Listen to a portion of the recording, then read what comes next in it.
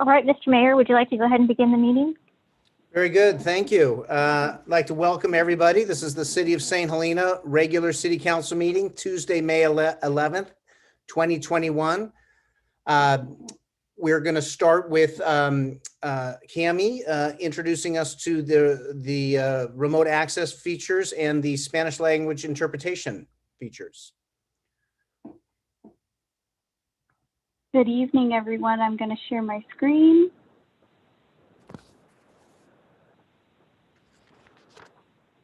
Okay, and tonight for participating in public comment by phone, please dial 669-900-6833 and at the prompt enter 839-1659-8506 and press pound. And during public comment, you can press *9 to speak. And then I'm also going to share that tonight's meeting will have live Spanish interpretation. And to access the interpretation, you will need to use the Zoom application from either your cell phone, tablet, or computer. Instructions on how to use the Zoom app are listed in Spanish and English on the agenda posted on the city's website. Once you join the meeting from the Zoom application, you will see a small globe at the bottom or top of your screen. Click on the globe and you'll be able to access the live Spanish interpretation. Marcy and Claudia are our interpreters this evening. Thank you. Thank you very much. And we'll now move to the Pledge of Allegiance. I have a small version of the American flag here with us. If folks would mute their microphones and join with me in the pledge. I pledge allegiance to the flag of the United States of America and to the republic for which it stands, one nation under God, indivisible, with liberty and justice for all. Thank you. And we'll move now to our roll call. Mayor Ellsworth? Here. Vice Mayor Doreen? Here. Councilmember Chateau? Here. Paul? Here. Hardy? Here.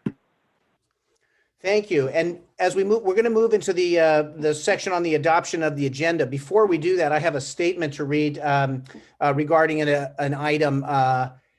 And so this was my making a request that we fly the POW MIA flag from May 15th, which is Armed Forces Day, through June 1st and Memorial Day on the city's ceremonial flagpole, as we did in 2020.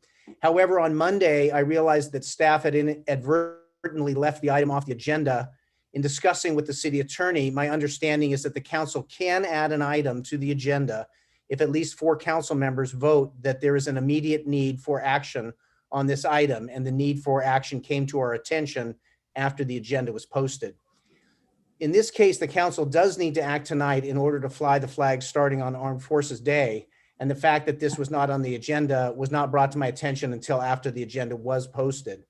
So with that, I would ask for a motion from the council to add an item to the consent calendar to authorize the flying of the POW MIA flag on the city's ceremonial flagpole from May 15th through June 1st of this year.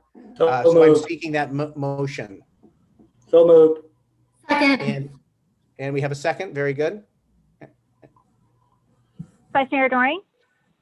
Yes. Councilor Chateau? Yes. Hardy? Yes. Paul? Yes. Mayor Ellsworth? Yes. And so we'll move now to our adoption of the agenda, and I'll call on the city clerk to see if there are any agenda updates. So the only update to the agenda would be adding the POW MIA flag to the consent calendar. Everything else stands as written. Okay, very good. And so would that come as a specific number that I would read? I would include it in the motion. If all consent items are adopted as noted, then there would be in addition to the POW MIA flag item. Okay, very good. Thank you. So with that, we'll move to the adoption of the agenda. Is there a motion on adoption of the agenda? I move to adopt the agenda. Second. Roll call, please. Councilor Chateau, Yes. Vice Mayor Doring, Yes. Councilmember Hardy, Yes. Paul, Yes. Mayor Ellsworth. Yes. Very good. So now we'll move to our public forum, and this is where members of the public are entitled to speak on matters of municipal concern not on the agenda. Each person's comments shall be limited to 4 minutes. Each person is entitled to speak on any non-agendized item only once at any meeting. Brief questions by council members for clarifications may be posed and answered, and council members may make requests that items be placed on future agendas. But in accordance with state law, no substantive discussion or action may take place unless and until the matter properly appears on the agenda. So I'll open the public forum and I'll go to Cami to see if we have anyone in the queue for public forum. We actually have a few members of the public wanting to speak. I'm going to go ahead and unmute Ms. Wilson's microphone. You can go ahead and mute yourself and you have 4 minutes to address the council. Thank you and good evening. My name is Connie Wilson and I join hundreds of St. Helena residents protesting the arrival of the real estate holdings company Picasso and its scheme for fractional ownerships or timeshares in our residential neighborhoods. This deep-pocketed company would have us believe that the city of St. Helena does not have the authority to regulate the kinds of uses that occur within its own boundaries and has initiated a lawsuit as such, despite significant opposition from residents and our city government. 2 weeks ago, I started a change.org petition against Picasso and its business model. As of this evening, we have garnered 1,239 signatures. Many local residents are alarmed that modest houses in working class neighborhoods are being converted to vacation-style homes, then resold to fractional owners in a scheme that essentially amounts to unregulated transient occupancy in residential neighborhoods. The loss of housing that might otherwise have been purchased by local residents and the disruption that comes with unregulated transient occupancy have struck a nerve in our community. Some of the residents' written concerns on our petition include accountability and regulation, maintaining residential neighborhoods in a manner that fosters true community, economic balance as Picasso buys homes and drives up real estate prices even higher and out of reach for families and residents, opposition to vacation-style homes with transient occupants, concern that a commercial enterprise has invaded residential neighborhoods, promotion of second homes versus first homes, or affordable housing for locals. Picasso has slick advertising and feel-good testimonies, but as a real estate holdings company, they sense an opportunity to skirt local zoning rules to make a big profit. With their extensive financial resources, Picasso may have every intention of buying more homes in St. Helena and moving on to Calistoga and Yountville. Those of us opposed to Picasso bringing their vacation timeshares to our family neighborhoods are concerned that this violation of both the letter and intent of our city's regulations will have multiple negative impacts upon the quality and character of those neighborhoods. It is clear that all the negative impacts associated with transient occupancy in residential neighborhoods can be expected if Picasso is allowed to circumvent the regulations designed to protect our neighborhoods and residents that contribute to the fabric of our community. Thank you. Thank you for the public comment. Is there additional public comment? There is. Larry, you're going to be allowed to speak. You have 4 minutes to address the council.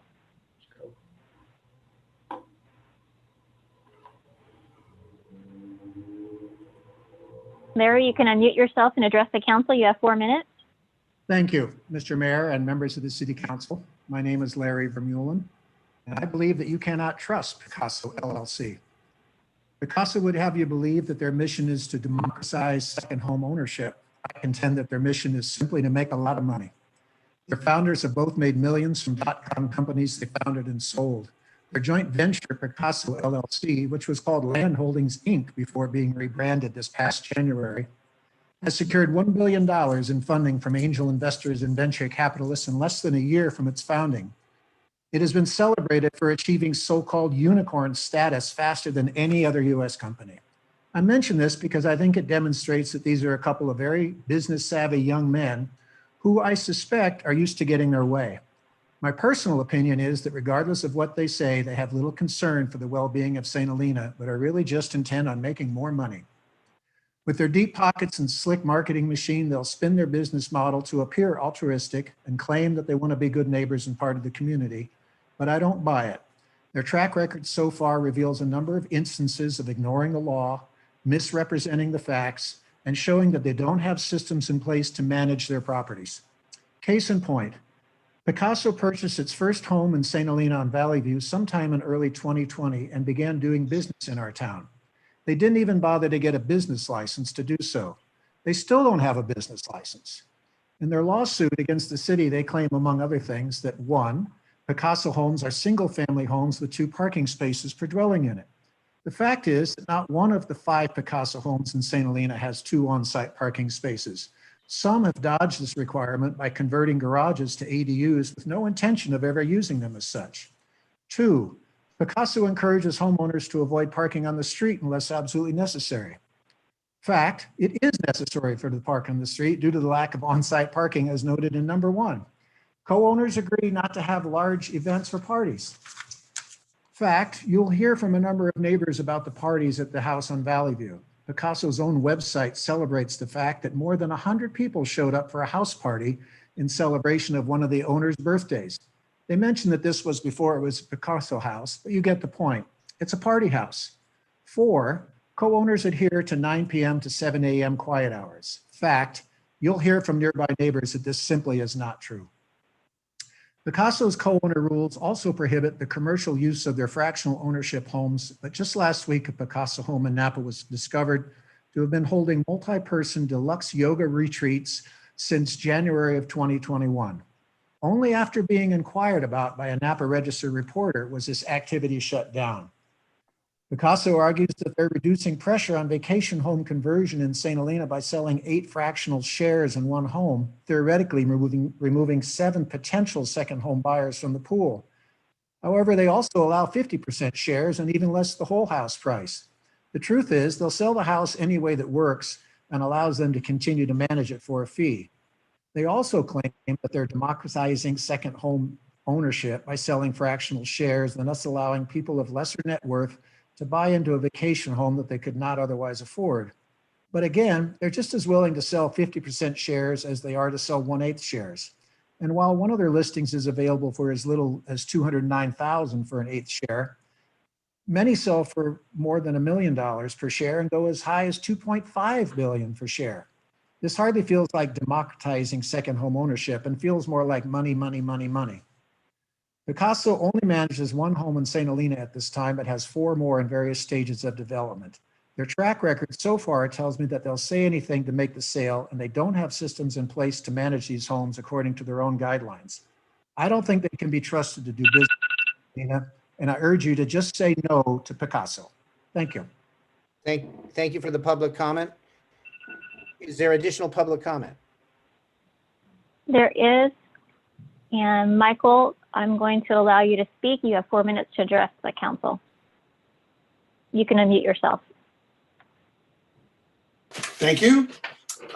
In his Sermon on the Mount, Jesus said, "Beware of false prophets who come in sheep's clothing, but underneath are ravenous wolves."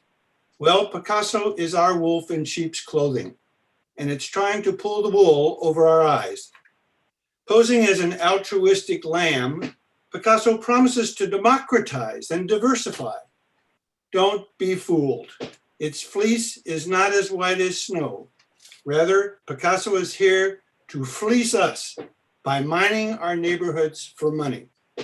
The Picasso model is to buy a home, trick it out as a party house, form a corporation to own it, and then peddle corporate shares to buyers, 8 buyers.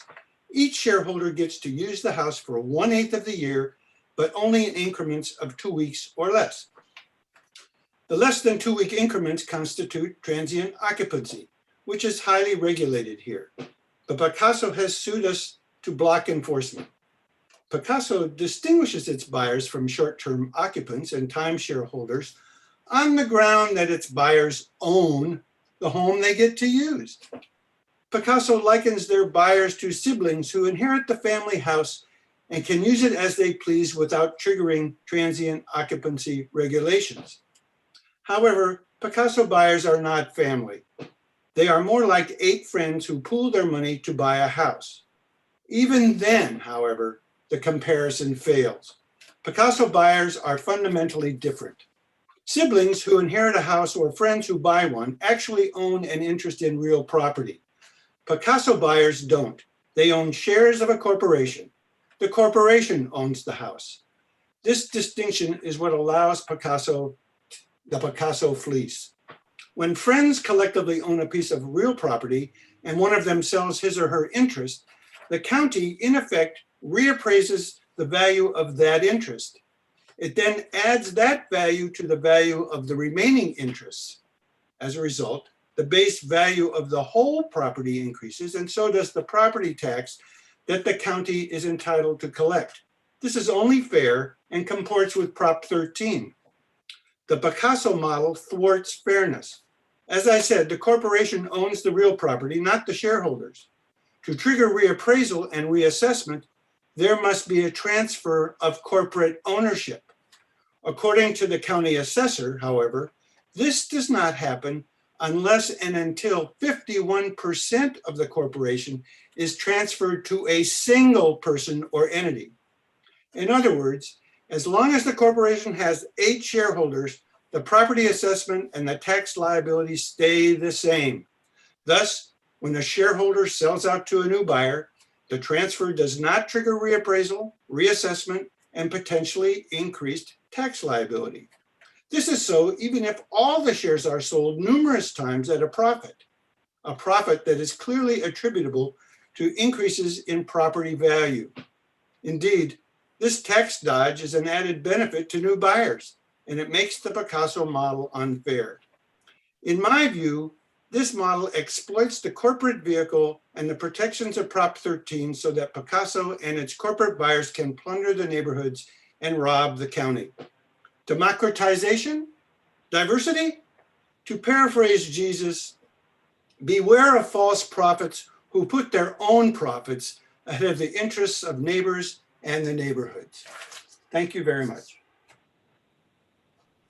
Thank you for the public comment. Is there additional public comment? Doug, I'm going to allow you to unmute yourself and address the council. You have 4 minutes. You can unmute yourself and address the council. Good evening, Mr. Mayor and council members. This is actually Claire Barr. I'm on Doug's computer. I live in St. Helena, and tonight I would like to speak about the Picasso vacation share homes. I listened carefully to the public comments of the Picasso share owners made at our last city council meeting. They sounded sincere in their desire to be a part of the St. Helena community. The problem is they've bought into a business model that will make that nearly impossible. To be a part of a real community means forming bonds with neighbors. How can that come about with a home next door that has possibly dozens of strangers coming and going, with visits no longer than 14 days at a time, a few times a year? And with the likelihood of visits gifted by other share owners and a cleaning crew who appears before each arrival, the number swells, with the result that a Picasso share owner is viewed by their neighbors as only one in a sea of unfamiliar faces. And though the intentions of some of the share buyers might be good, can we say the same for all 7 of the remaining share owners?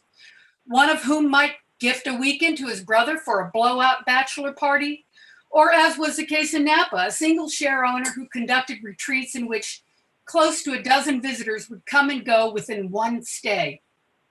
That particular share owner was charging her guests, which is a complication on an entirely different level.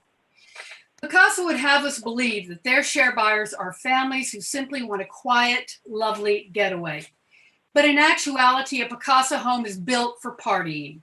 Their own website says of one offering, quote, "This home takes entertaining to new heights," unquote. And yet another listing says that a particular home, quote, "has been completely reimagined to accommodate families, friends, and large groups," unquote. Another listing offers, quote, "year-round fun and adventure," unquote. Now, none of us resent the visitor who wants to have fun. Indeed, our beautiful valley is an ideal place for celebration.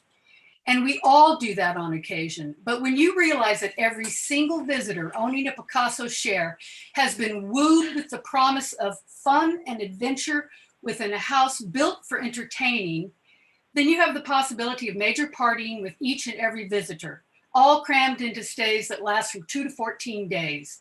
This is transient occupancy in our residential neighborhoods that cannot possibly be regulated under the Picasso system. There is a reason why we have ordinances in place that designate where tourists and visitors can stay. It allows us to appreciate our visitors, giving them the space and accommodations in which to party and celebrate, while we ourselves can conduct our daily lives in the sanctuary of our residential neighborhoods, which in turn are places where we know our neighbors so well we trust them with our keys, our pets, and even our children, with whom we share joy and sometimes sorrow, and whom are quick to lend a hand in times of crisis. And if we have learned anything in the last few years, it is that the ability to know and rely on our neighbors is the very thing that sustains our community through thick and thin. A vacation home with a parade of visitors coming and going does not belong in our residential neighborhoods. Please say no to Picasso. Thank you for the public comment. Is there additional public comment? There is. It's a phone number ending in 3085. I'm allowing you to unmute yourself and address the council.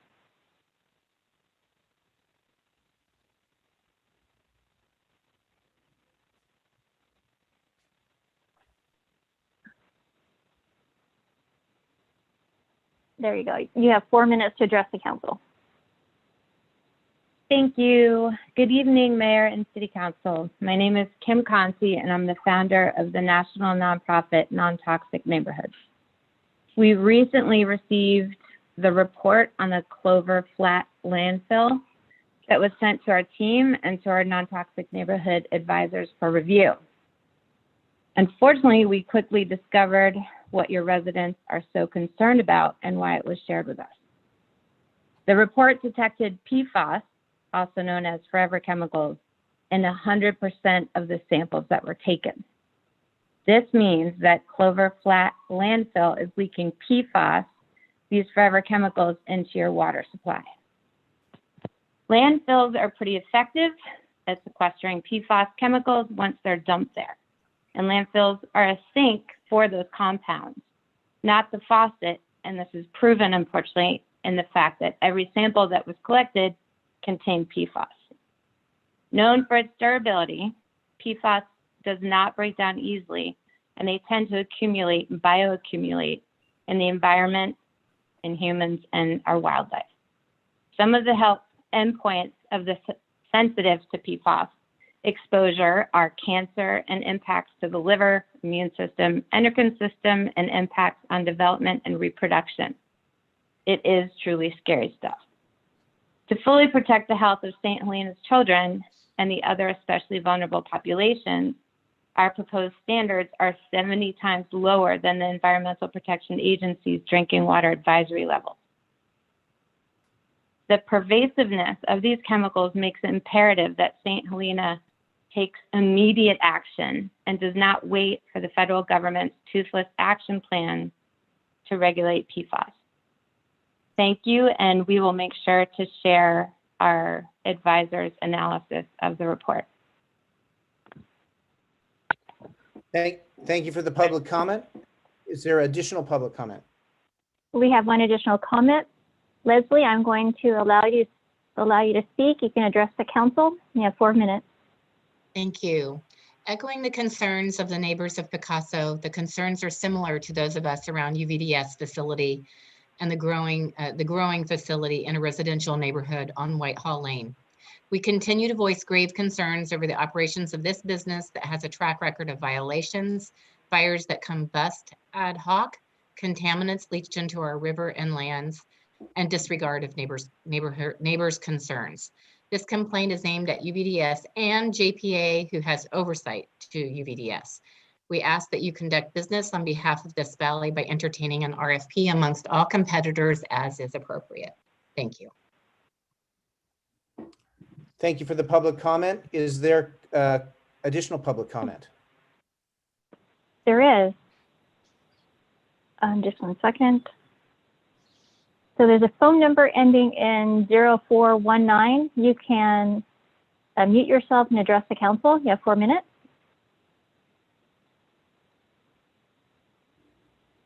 Hello, can you hear me? Yes. Yes. Okay, hi.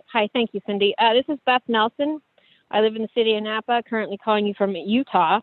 I sent a trailer to Cindy, which I'm hoping she can play. I think I referenced it a few weeks ago, talking about the film project I'm working on as a documentary filmmaker on the Clover landfill.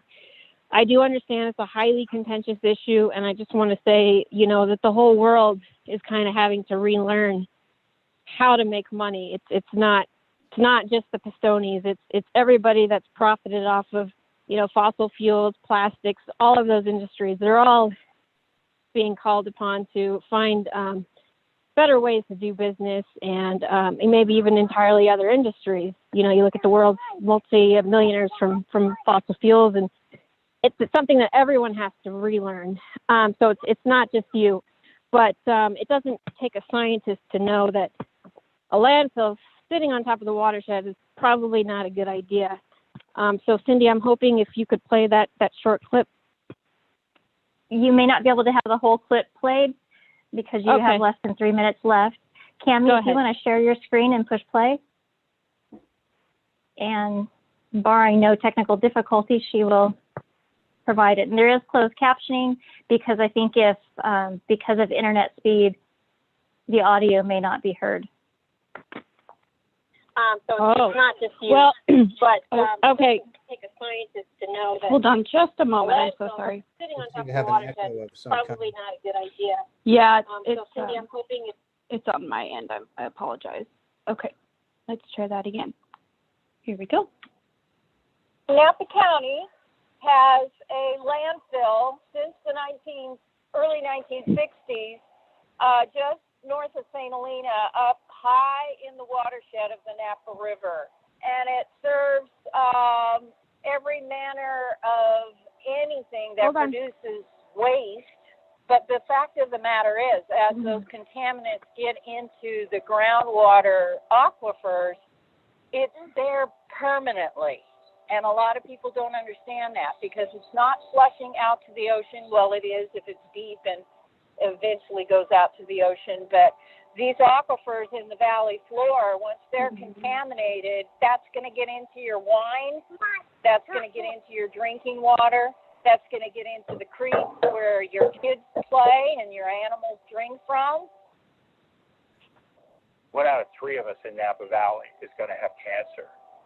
So one of us here is going to have cancer. I raise my hand. I've got cancer. All of my animals of let's call it 45 years have all had issues with cancer. But how is it fair that we're not paying attention to the obvious? I don't understand. What do we do with all of our garbage? We take it and we bring it to the top of the hill. We're bringing all this stuff up there without any way to deal with it when tragedy hits. Hold on, Phil. Understand that, see that there is economic and community and public health benefit from protecting our planet. It is incredible, how much garbage is that and how much garbage is that in the future. I was told to mind my own business. Even our well here, which is a part of this drainage, we don't use it anymore. We used to use it for the lawn and garden and stuff like that, but we don't anymore. So it's a bad place for a landfill. It needs to be it needs to be decommissioned, and the pollutants need to be, the whole area needs to be reclamated, and we have to try very hard to stop that groundwater contamination plume from getting worse and polluting more water on the valley floor and getting into the wine and the drinking water and all of that. It's just going to get worse. Okay, Cammie. Thank you for the comment. Thank you. And are we seeing additional public comment? We do. Debbie, I'm going to allow you to address the council. You can unmute yourself and you have 4 minutes. Can you hear me? Yes. Yes. Okay, so living next door to the Picasso home has been like living next door to a full-time party house. The constant music and speakers blaring, loud conversations until 2 a.m. and later, noise violations along with excessive vehicles parked on the street or in front of our homes. The additional noise of gardeners blowing dirt and leaves into our yard, full service, catering trucks, housekeeping scheduled more frequently. Open houses are held with statements made with, "This is a great place for pool parties and entertaining. It's a perfect place to bring friends and extended family." This home on Valley View Street was a weekend getaway home for the previous owners who had loud weekend parties. It was a constant nightmare, and all the homes nearby complained. Now the property has been split up to 8 owners. The St. Helena Police Department has already been to this house at least 3 times for noise violations after 10 p.m. That's just this year alone. There must be a way to stop these repeated violations and offenders. Picasso has written policies for its owners on their website that they must adhere to. No parking on the street, no parties, no noise after 9 p.m. to 7 a.m., no dogs over 80 pounds. Policies have been broken several times already from each group, including the Picasso owners. According to Mr. Allison, St. Helena is running a dishonest campaign against Picasso. Picasso claims discrimination of outside ownership, which is not the case. As we all know, we welcome all people the opportunity to live in our quiet small town. Picasso is selling an 1,100 square foot home, which is the smallest of any home on our street, for $1.7 million is just dishonest, in my opinion. This is what he says is affordable housing for second home buyers who are paying in full, plus maintenance fees. When commercial companies buy a dozen homes in Napa Valley and plan additional purchases in Calistoga and Yountville to be split up to 8 shares, this is not committed to the community or our quiet neighborhoods. Zoning is in place for a reason. Commercial companies operating in full-time residential streets should adhere to the rules that are in place and only buy in areas where other vacation homes are abundant and not a disruption. What happens should we decide to sell our home? How will people feel about buying next door to a home owned by 8 owners who don't know each other and all come from different time slots for as little as 2 days at a time? We will have to disclose this information. This puts a negative mark on our property. This is something that I want you to think about. To the members of the council, in a recent Napa Valley Register article, Allison Austin agrees that short-term rentals are a problem, that commercial timeshares are a problem. That's not what Picasso is, he said. Yet Picasso listed the Valley View Street pool house as a 1/8 timeshare ownership property. After the city was notified by several concerned citizens and myself regarding timeshares listed for sale in residential zoned areas, Picasso changed its online marketing from 1/8 timeshare ownership to 1/8 shared ownership. Owners who purchase still share the property in available time slots, just like a timeshare. Say no to Picasso. Thank you. Thank you for the public comment. Is there additional public comment? We have one additional. Mr. Davis, I'm going to allow you to speak. You have 4 minutes to address the council. Thank you, City Council. This is Jim Davis. I live on across the street from this party house on Valley View. And Jeff, you and I have had conversations about this house in previous years. We had problems before, and it appears we're still continuing to have these problems. They came around and tried to make amends to everybody with a little basket of cookies, and they were able to give me a business card. And once I had that business card, I called up and asked them, expressed my concerns quite vocally, enough to where I got on their radar. And I was asked by Ellen Harberly, who is their Director of Government and Industry Relations. That sounds pretty commercial to me. Anyway, she wanted to discuss with us the problems that we had regarding what Debbie Paparino stated, the partying, the off-street parking, all the things that they have not complied with. And she says, oh, we have this all under control. We now have monitors that we monitor the noise levels, the decibels, and we can control it. And we've expressed to everybody they've got to keep the noise levels down. This meeting was about a half an hour, 45 minutes. Well, the next day, guess what happens? Exactly what she says would not happen, happened. The noise levels were there. There was a party. Granted, it was for grandparents, children mainly, and their parents. And nonetheless, it was a party. Now, if they were truly neighbors in this neighborhood, our children would have been invited or somebody else's kids down the street. We would have known somebody at that party. But as it is, none of us are there. They're not our neighbors. All they are is a detriment to the neighborhood. Thank you very much. Jim Davis. Thank you for the public comment. Is there additional public comment? There is not. Okay, thank you very much. So seeing no additional public comment, we'll move now to our reports by staff and city council, future agenda items and AB 1234 reports. This is where reports by staff and council members on items of general interest, brief questions for clarification may be posed and answered, and council members may request that items be placed on a future agenda, except under certain circumstances. The Brown Act prohibits any other discussion or action by the city council. I'll begin with the city attorney. I believe you might have some brief comments regarding the fractional ownership issue. Sure. The only thing I would say on that, Mayor, is we obviously received a lot of public comment and have on the past on this issue. And as many of the public commenters noted, we are currently in litigation with Picasso over the previous actions that we took with regard to their operations.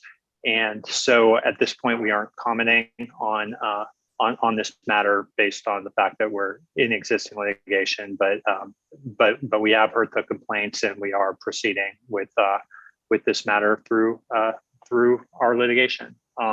And beyond that, we did have a closed session tonight where we had a discussion regarding existing litigation over the Picasso matter and a public employee performance evaluation for the city manager, and we had no reportable action from either of those items. Thank you. And with that, then we'll move to the city manager.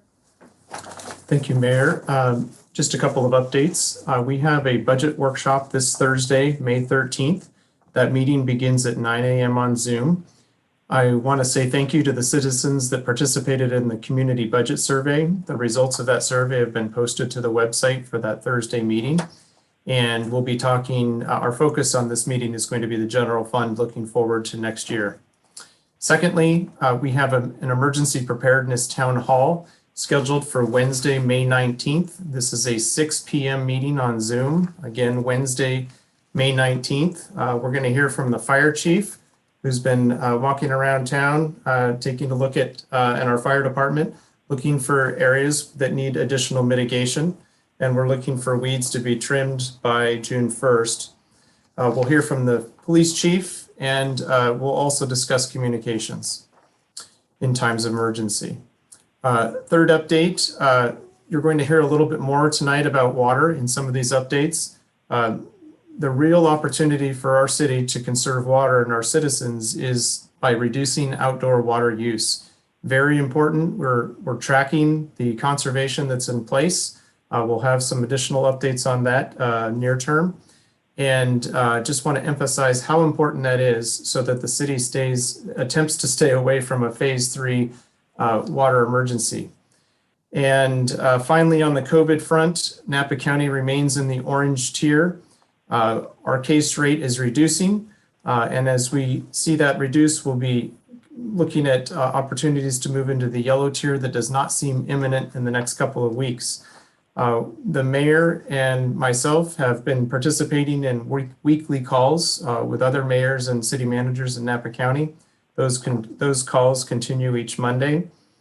At the staff level, the city's operating a virtual emergency operations center, an EOC, and we hold meetings today every other week. At one time, these meetings were held daily. And as we work on preparing an after action report, which we'll bring to the council in hopefully the next month or so, we're beginning to identify recommendations. And one of those is to establish a liaison relationship with the Vineyard Valley Mobile Home Park. And today we hosted several representatives from the Vineyard Valley Mobile Home Park today during our EOC meeting. And I think that was a fruitful exchange, and we anticipate enhancing communication during future emergencies via that partnership. And finally, on the vaccine front, just a couple updates. The second dose of Pfizer vaccines will occur on May 17th and 18th at Napa Valley College Upper Valley campus. That's about 200 doses a day. And that will conclude Up Valley vaccine work that's been run by Adventist Health. The next opportunity for vaccines will occur at St. Helena High School on June 3rd.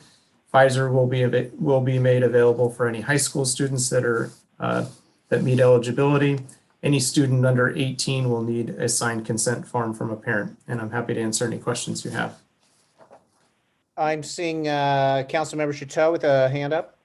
I have a question. Can all students in St. Helena go to the high school, or is it only, do you have to attend the high school to be able to get a shot there? I don't know the answer to that. I will have to follow up on that and present information at a later date. I'm sorry. No problem. Thank you. Any other questions for our city manager? Seeing none, we'll move now to our finance director. Great, thank you very much. So I did want to provide a quick update on some additional items for the Phase 2 water regulations. We currently have a gentleman, his name is Sean Flanagan, from a company called Four Leaf, and he is out in the field right now. He'll be assisting the city 3 days a week, and he'll be providing outreach and education to anybody who he sees might be violating any of our water regulations under the Phase 2 emergency. He will also be logging that. He's working closely with our Public Works Department to also follow up on any complaints that have been registered. And in addition, he is helping out with verification of square footage for anybody who applies for an exception to their water allocation. Our Water Advisory Board did have our first meeting last Friday, and it has been established the Water Advisory Board will be meeting the first and third Fridays of the month, and it's at 10 o'clock and will go to approximately noon. As part of their first meeting, we did establish the exception process, and that is available on the city's website. So if you go to the homepage on the left-hand side, it says Hot Topics. If you click on Hot Topics, the second one down is Phase 2 water regulations. If you select that particular button, everything involved in the Phase 2 water regulations, including any promotional materials that we have done, all that information is right there.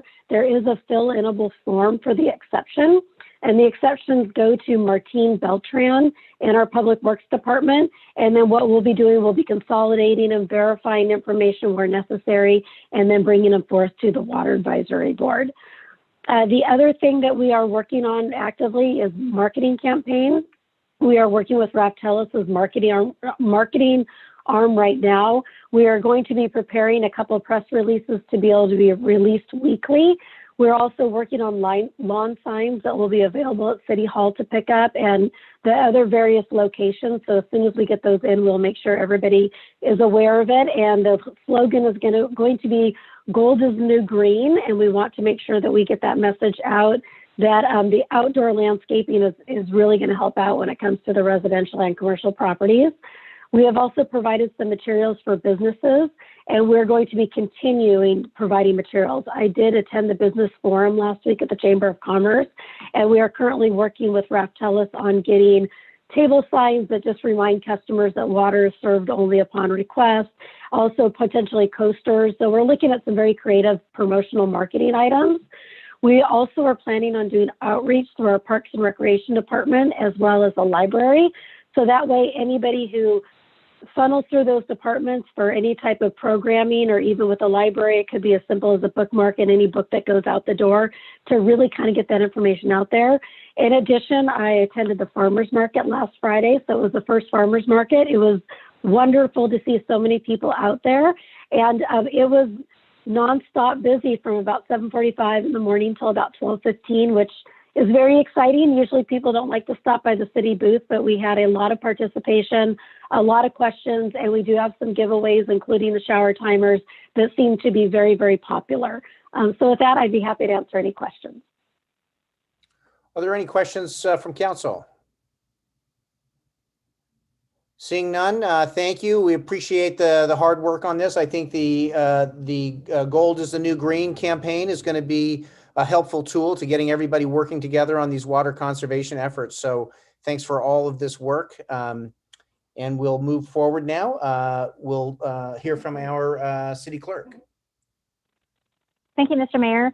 So the city clerk's office will be putting together a flyer and sending it out this week, announcing boards, committees, and commissions vacancies as of June 30th. So we will be accepting applications. So just look out for the flyer and please share with the community.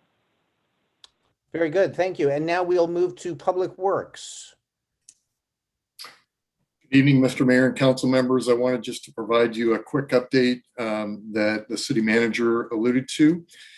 We continue to update and refine our tracking of water usage to ensure that we can hopefully stay within a phase 2 water emergency.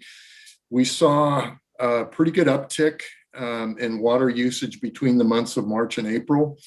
At this point, it looks like we have exceeded what the phase 2 goal was for the month of April. And as the city manager mentioned, it's pretty evident in looking at the numbers that one of the major causes for that is landscaping. Landscaping is going to be the key if we are to keep within a phase 2 water emergency without having to go to a phase 3. So I strongly encourage the public to really take to heart cutting back some of the irrigation that they're using. And hopefully we can get things back online starting in May. Happy to answer any questions. Any questions for Public Works from our council? Thank you for the report. We'll move now to our planning and building. Thank you, Mayor. Nothing to report at this time. Very good. Police or fire, do we have a report this evening? Good evening, Mayor and council members. Police department has nothing to report at the moment. Thank you. Very good. Thank you. And now we'll move to our council members. We'll begin with Councilmember Hall. Thank you. No update at this time. And Councilmember Chateau. April said it all, Dr. Mitz, you said it great. I'm on that water advisory board, so we had that meeting. And the only other thing I would add is that we did choose our chair and vice chair. So Brent Randall is going to be our chair and Diana Ortiz will be the vice chair. Thank you. And Councilmember Hardy. Thank you, Mayor Ellsworth. I just want to give a brief shout out to Planning Commissioner Rosario Segura. Reflecting back on the recent article in the San Francisco Chronicle, I really have to thank Commissioner Segura for keeping the conversation real and sharing with the Chronicle that she recently heard a city official express surprise about how clean the ground was in an affordable housing community with a large number of Latino residents. These are often difficult conversations as we move forward to improved performance on the subject of racial equity and justice, but they're really important conversations and we need exactly that kind of honesty to undertake and succeed in our goals. Thank you. Thank you. And Vice Mayor Doring. Nothing to report at this time. Thank you. Thank you. So I'll be brief, but just want to reiterate that on top of the list, water conservation, all of us working together, large and small users. I want to thank Councilmember Hardy for a letter he submitted to the paper this week that I think was helpful in sort of explaining how we are working as a council and continue to work in finding equities for our small and large users on the same system. So I was appreciative of that letter. We'll continue working, staff, council, our consultants, engineers, et cetera, looking at every possible solution and how we can all work together and navigate through this water situation. Fire preparedness, emergency preparedness, also at the top of the list. We all need to do our personal part in being ready with our grab lists and go bags, home hardening, family plans, making sure that we have non-perishable food and water for 2 to 3 days for every family member and pet. Fire preparedness, very important. We have a meeting, as Mr. Prestwich brought up, May 19th at 6 p.m. So the more community members that can be a part of that, we'll all also on this, all work together and find best ways forward. I'm looking, and then again, the gold is the new green on the water conservation. I just want to reiterate, I think that's a great theme that's going to help us get through these water issues, work through. Looking forward to Pride Month in June and having continuing conversations with groups like Rainbow Action Network at inclusivity programming.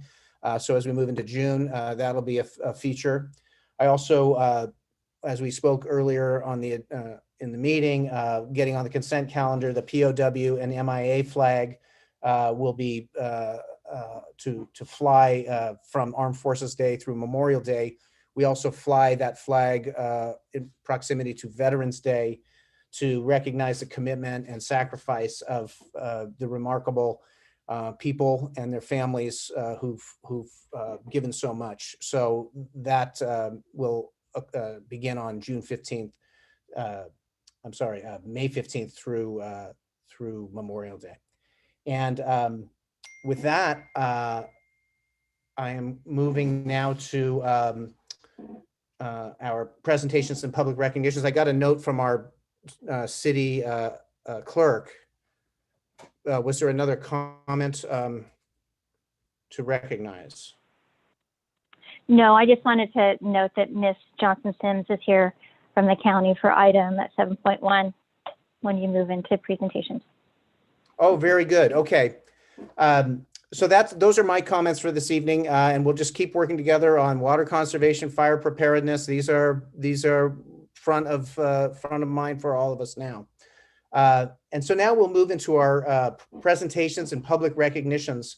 And I'm going to begin with the proclamation in recognition of May as Mental Health Month.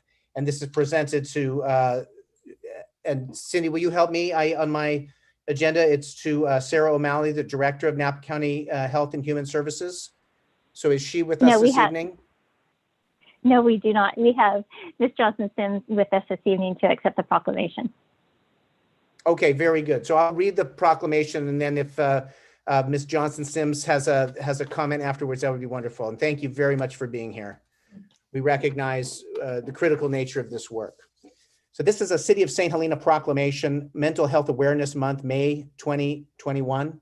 Whereas mental health is fundamental to overall health and well-being, and whereas early identification and treatment can make a difference to the millions of adults and children who suffer from mental illness every year, and whereas stigma keeps many who would benefit from mental health services from seeking help, and thus greater public awareness about mental health can change attitudes and behaviors, and whereas it is critical that we create a community where individuals feel comfortable seeking support and prioritizing their mental health, and whereas a holistic approach to services that includes prevention, early intervention, and comprehensive services is an effective way to meet the needs of individuals with mental illness, and whereas Napa County acknowledges the contribution and dedication of mental health treatment providers who strive to reduce barriers to access, improve community engagement, and ensure culturally and linguistically competent mental health care is provided. And whereas we support the shared vision of a community in which anyone affected by mental illness can get the support and care they need to live fulfilling lives. Now, therefore, let it be resolved that I, Jeff Ellsworth, Mayor of the City of St. Helena, do hereby proclaim May 2021 as Mental Health Month in St. Helena. As the mayor, I also call upon the citizens, government agencies, public and private institutions, businesses, and schools in St. Helena to recommit ourselves and our community to increasing awareness and understanding of mental health, to supporting our community members so that they can take action to protect their mental health, and to promoting appropriate and accessible services for all people with mental health conditions. Thank you. Ms. Johnson-Sims, do you have a few words for us? Yes, good evening. Thank you, St. Helena Mayor and City Council. I'm Mishanette Johnson-Sims, Assistant Mental Health Director for Napa County Mental Health. I'm so very pleased to be accepting this proclamation and recommitment on behalf of Health and Human Services, our clients, and our community at large. This is a very important spotlight to increase awareness and decrease stigma around getting needed support and treatment for all, and for all to pursue wellness. So thank you. Thank you. Thank you for being here. And now we'll move to a City of St. Helena proclamation on National Police Week. And we have Chief Hartley here to accept this. And I'm very proud to present this to our police department that I believe we're all very proud of as being tremendous community partners. And particularly with the work done over the last year through these really challenging times. I'll just get right into the proclamation. Whereas during the month of May, National Police Week is recognized beginning on the 9th and ends on the 15th, which is National Peace Officers Memorial Day. And whereas President Kennedy proclaimed in 1962 that the 15th of May would be a day of special recognition to those law enforcement officers who've lost their lives in the line of duty for the safety and protection of others. And whereas there are approximately 900,000 law enforcement officers serving in communities across the United States, including the dedicated members of the St. Helena Police Department. And whereas the St. Helena Police Department plays an essential role in safeguarding the rights and freedoms of all members of the community. And whereas it is important that all citizens know and understand the duties, responsibilities, hazards, and sacrifices of their law enforcement agency, and that members of our law enforcement agency recognize their duty to serve the people by safeguarding life and property, by protecting them against violence and disorder, and by protecting the innocent against deception and the weak against oppression. And whereas the men and women of the St. Helena Police Department unceasingly provide this vital public service, and now therefore be it resolved that I, Jeff Ellsworth, Mayor of the City of St. Helena, and the City Council members of the City of St. Helena hereby declare the week of May 9th to May 15th, 2021 to be National Police Week in the City of St. Helena, and May 15th as Peace Officers Memorial Day in honor of law enforcement officers who, through their courageous deeds, have made the ultimate sacrifice in service to their community. And let us recognize and pay respect to the survivors of our fallen heroes.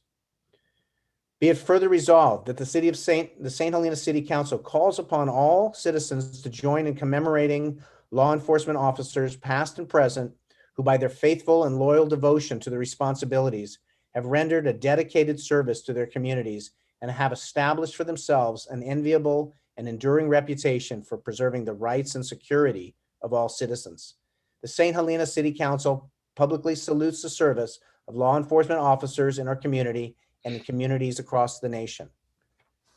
Chief Hartley, thank you. Thank you, Mayor Ellsworth and City Council for recognizing the St. Helena Police Department during National Law Enforcement Memorial Week. I'd also like to thank and recognize our police officers for their efforts and self-sacrifice throughout this past year. We worked through the glass fire tragedy, the COVID-19 pandemic, and our continued work through social justice reform. I would like to pause for a moment of silence for the 362 officers who paid the ultimate price and lost their lives in the line of duty while protecting their communities during 2020. This includes 17 California law enforcement officers in the state of California. I wrote this letter day before yesterday, and in the last excuse me, 24 hours, we lost San Luis Obispo police detective Benedetti, who was shot and killed serving a warrant in San Luis Obispo, tragically yesterday. Early this afternoon, we lost a second officer in Stockton. Officer Jimmy Inn was assisting with a search warrant or responding to a domestic violence call, and he was shot and killed as well. I'd like to take a minute just for a moment of silence, please.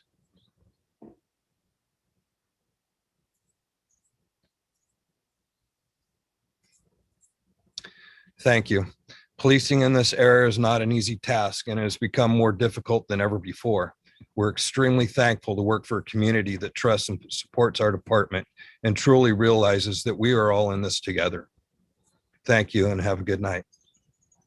Thank you, Chief, and thank you and the department for the remarkable contributions to our community and being such a part of our community. So thank you. Now we'll move on to a proclamation recognizing Public Works Week, May 16th to the 22nd. And Mr. Uribe, are you here with us? I am here, Mr. Mayor. Good evening. Very good. Thank you for being here. I'm going to read this proclamation. We have a remarkable Public Works Department who has done a tremendous service over the last year, certainly longer, but really in the last year, stepping up in ways just remarkably, heroically, risking life and putting it all out there for this community and the city. And so we offer the Public Works Department here a great debt of gratitude. And with that, I will begin reading this proclamation. Whereas public works services provided in our community are an integral part of our citizens' everyday lives, and whereas the support of an understanding and informed citizenry is vital to the efficient operation of public works systems and programs such as water, sewer, streets and highways, public buildings, and solid waste collection, and whereas the health and safety and comfort of this community greatly depend on these facilities and services, and whereas the quality and effectiveness of these facilities, as well as their planning, design, and construction, are vitally dependent upon the efforts and skill of public works crews, and whereas the efficiency of the qualified and dedicated personnel who staff Public Works Department is materially influenced by the people's attitude and understanding of the importance of the work they perform. And whereas the year 2021 marks the 61st annual National Public Works Week, sponsored by the American Public Works Association, and now therefore be it resolved that the St. Helena City Council, city staff, and the citizens of St. Helena do hereby proclaim the week of May 16th to 22nd, 2021 as National Public Works Week, and encourage all citizens to join us in this worthy observance. Thank you. Mr. Uribe, if you have a few words for us, that would be wonderful. Sure do. Good evening, Mayor and Council Member and members of the audience. I want to thank you for the proclamation. And on behalf of all the Public Works, from our plants to our people down here, we call it the valley floor, but the people at our courtyard, we really appreciate the recognition. And again, we wish we could have done more. I think other years with Public Works Week, we were able to hold some tours and kind of show the community what it is we do on a daily basis. So I'll be looking forward to that next year and hopefully put together some sort of little program where we can hold some more tours and some demonstrations even on how our Vector truck works. I think everyone would be amazed at the stuff that machine can do. Our street sweeper, a nice big street sweeper, and what it can do. So once again, thank you very much. And I appreciate the recognition on behalf of our team. Well, thank you. And I do think that certainly over the last year of challenges, what you do came to the forefront with the public and who really recognized what this department does. And we owe a great debt of gratitude. So thank you. Thank you. With that, we'll move now to item 7.4. This is a PG&E electric transmission upgrade for St. Helena presentation by Clayton Hertz, and project manager, and Mark Van Gorder, the government relations representative, and Linda Clifton, the customer outreach specialist. Good evening. Just do a quick sound check, Mayor. Yes, we can hear you, Mr. Van Gorder. Thank you. Wonderful. Well, thank you much to you, to members of the council, and to Manager Prestwich. We know you have a full agenda. We've been asked to keep the meeting to 10 minutes, and we intend to try and do that. I think just as a bit of a backdrop tonight, we've heard about this severe drought. We've just been through several days of red flag warnings, and with fire safety in mind, we're here tonight virtually to present planned work to install equipment that will help reduce the impacts of a public safety shutoff. We're investing money into this project, which is intended to keep more power on when the weather conditions require that we take those safety precautions. I've had conversations with you about that, with the city manager. We've presented this plan to Public Works and to the planning department staff, and here we are with you tonight. So as you mentioned, our project manager, Clayton Hertz, will provide a high-level overview with project slides. Linda Clifton is our local customer outreach specialist. She was with us on the call. I think we may be having some technical difficulties. So my hope is that she will be able to rejoin us. And I think Cindy is maybe emailing her and helping her to log back in. So with that, I'll turn it over to Clayton. Clayton and Linda will do our best to answer questions that you may have following the presentation. Thank you. All right. Clayton is going to unmute himself and address the council. I'm going to share my screen and start the presentation. Just one moment.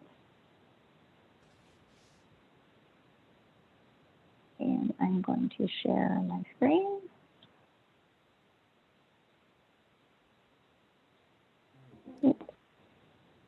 And quick sound check for me. Can everybody hear me okay? We can hear you, yes. All right. Well, thank you, Cindy. Looks like you've got the slides up there on the screen, so I'll go ahead and get started. Again, I appreciate everybody having us out here today. I'm here to speak about a pretty exciting electric transmission upgrade for St. Helena. My name is Clayton Hertz. Like Mark said, I'm the project manager overseeing the execution of this project. And the basic scope is to install 3 new remotely operable switches and switch structures here in the west side of town. And the goal of this presentation is to review the plans for these new switches to be sure we're not in conflict with any of the St. Helena development plans, just so everybody's aware prior to our formal permit requests and encroachment permit submittals. So next slide there, Cindy.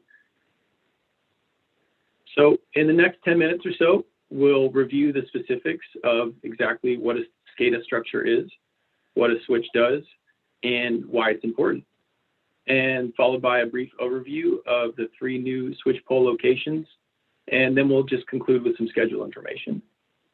So in short, the objective of the project, like I said, is to upgrade 3 existing manually operated switches to new structures with remotely operable capability. And of course, we'll get into exactly what that means. These existing switches are known in our world as switch 27, 37, and 57, and they're located on the Fulton-Calistoga 60 kV transmission line, which is located between Vidovich Lane and Madrona Ave. Next slide.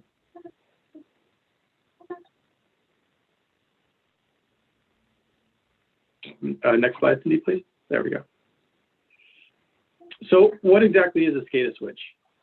These switches are a type of sectioning device that allows the grid operators the ability to remotely isolate certain parts of the electric transmission system. The word Scada is an acronym for the term Supervisory Control and Data Acquisition, which simply means the ability to control or collect data remotely. And to do this, a motor operator device is attached to the pole, which physically opens and closes the switch via communication from a radio antenna when the signal is sent from the control center. The physical characteristics of a switch structure vary slightly based on location and site conditions, but a typical structure includes a new 75-foot tall steel pole with all the associated switching equipment, including the switch itself and communication and control devices.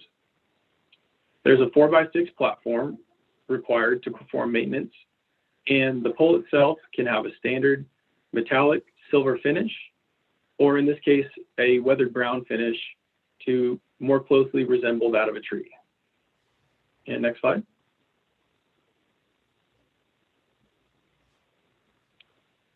And now let's talk about why these switches are important. As stated before, the new switch structures are remotely operated and can quickly sectionalize a portion of the line to restore customers much faster in the event of an emergency or during a PSPS event. And just for those who might not be aware, PSPS stands for Public Safety Power Shutoff, and it's PG&E's response to severe weather events to help keep communities safe. These new switches will improve the safety and reliability of the area by reducing response times and limiting customer impact during these events. Hundreds of these installations have already taken place in other high fire threat districts across the state, and they've been resulting in an average decrease in total outage time of over 3 hours once the safety event has been mitigated. And next slide.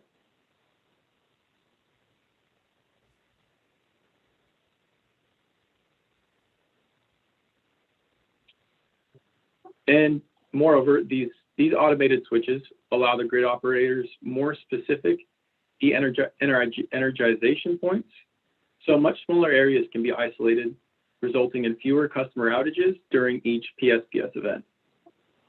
Hopefully this diagram can help illustrate just a little picture of what each additional switch can do, because it just becomes easier to isolate in these true high threat areas. And next slide.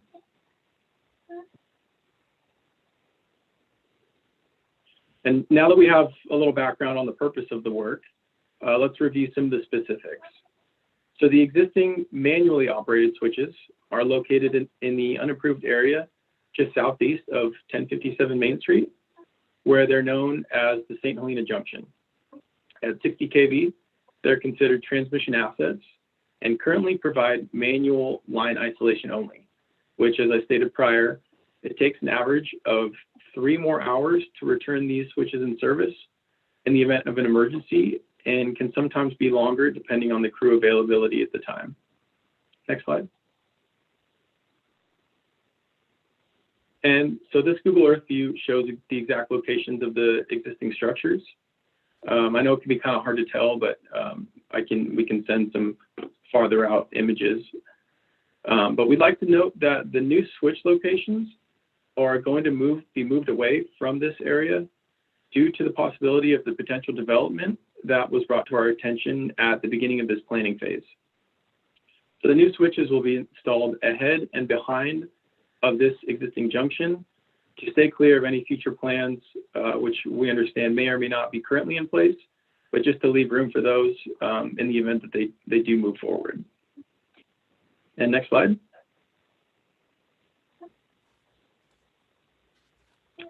So now we'll dive into just a brief overview of the 3 new switch locations. Switch 27, as you can see here, is located within PG&E's existing electric transmission easement, and it's in the back corner of the gravel parking lot at 801 Main Street. The existing wood pole you can see there will be topped and kept to maintain the distribution assets only, and a new steel pole will be installed 20 feet to the northwest. Again, it'll be 75 feet high on a direct embedded steel pole with a brown weathered steel finish. Just like the other poles, it'll include a 4x6 platform with all the associated equipment. And just to note that minor brush clearing will be required in this area to make sure that we stay in the existing alignment of the current power lines. Next slide. So Switch 37 is our second location. The plan is to install at the very end of Crane Avenue, approximately 20 feet southwest of the existing pole. The same structure and equipment type we've already discussed. And this placement is on a small plot of PG&E owned property there on the west side of Crane. And at this specific location, our team has reviewed multiple alternatives, including the adjacent lot on the east side of Crane Ave. However, placing the structure on that property, from what we've heard, would also be interfering with potential development in that area. So the goal here is to stay out of any potential developments, whether they might be in place or not, just to leave the area open. Next slide. And then our last switch location is switch 57. It'll replace that existing steel transmission tower on Madrona Avenue. This location was the nearest available option to our junction that doesn't conflict with one of the residents' private property or sit in their backyard. Again, this will be on a new direct embedded steel pole, and it's within PG&E's existing franchise area. And that existing steel pole will be removed and replaced with the new one.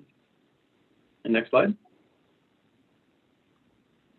So just to wrap up, and in conclusion, all the new structures are either within an existing PG&E electric transmission easement, within PG&E franchise, or on PG&E owned property. The locations were very carefully chosen to provide the most benefit for the community with the least amount of visual disturbance. And our current schedule, our engineering team is in the process of creating design drawings, which will be submitted for formal permit approval with the city, with a target date of construction in Q4. And that submittal, along with the notice of construction, is planned for late June or early July, once we've gotten far enough into our design schedule. So that concludes the presentation. It's a high level of the new switch structures to go in, which we really feel like will provide a big benefit during the PSPS events. Thank you very much for the presentation. I'm going to open it for council comments in just a moment, but I had a question. First of all, I want to say thank you to PG&E. Our dialogue over the last few years has really improved, and we've been able to work together on moving things forward. Last year, we saw an improvement in our ability to keep sections of town functional. There still are a few pockets that we're having trouble. Is this something in terms of putting in the new switching that we can test drive ahead of time to make sure in the event of an emergency, these sort of remaining pockets that were troubled last year, that we can see ahead of time if we're going to see improvement? You know, I believe it's possible. That would be up to the grid operators. They actually physically control the way like you said, the pockets are shut on and off. So if we like, we can maybe set up a time with them and discuss the specifics of how they're going to use these switches. And I think we could possibly do something like that. Yeah, but we'd have to set something up with the grid operators, I think. Okay, I think that we really have identified just a few areas left that really struggled. And so if we can work together, maybe we can give some assurances to those folks that will be ahead of the curve this time. Mayor, this is Mark Van Gorder. I believe it's probably the case that those folks you're talking about are likely on distribution lines. These are transmission level Scada. Clayton, correct me if I'm wrong.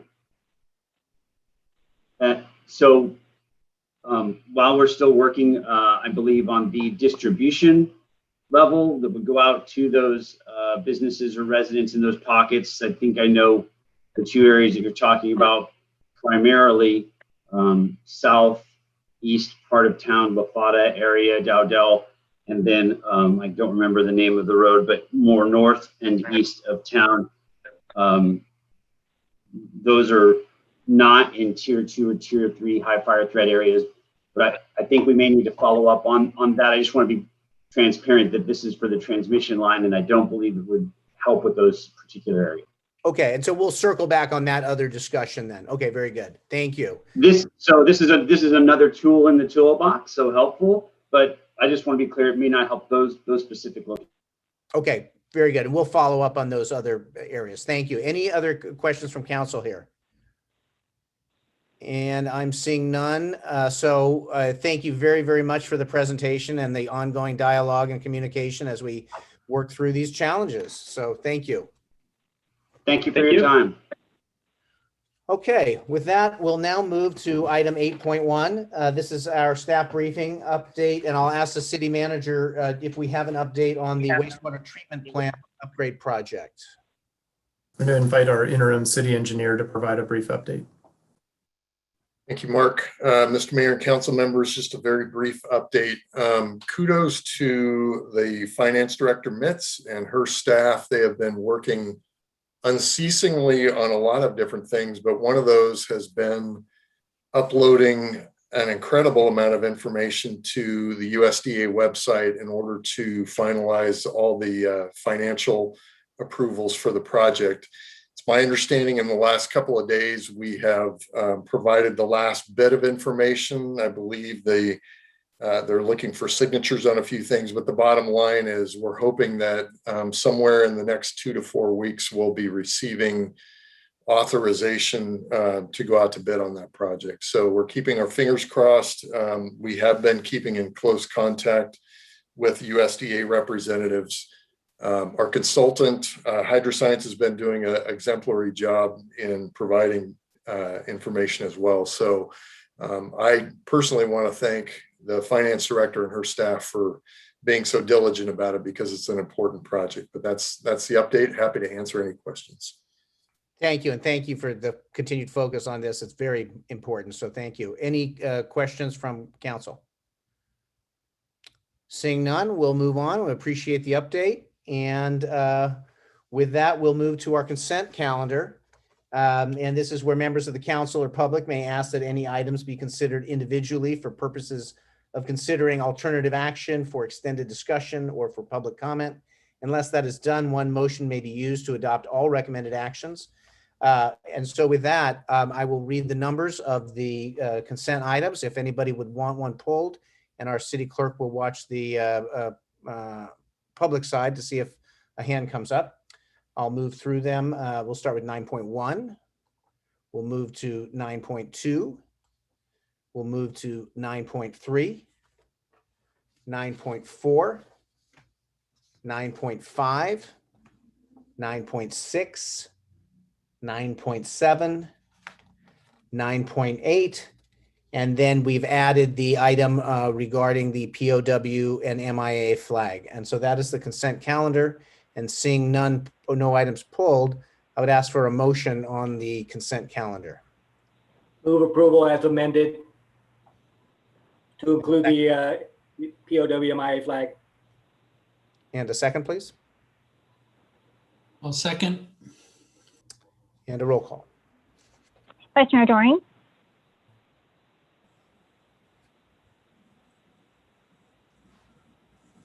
Was that a yes? I think you're muted. There we go, Vice Mayor. Yes, thank you. Thank you. Councilmember Hall? Yes. Hardy? Yes. Patel? Yes.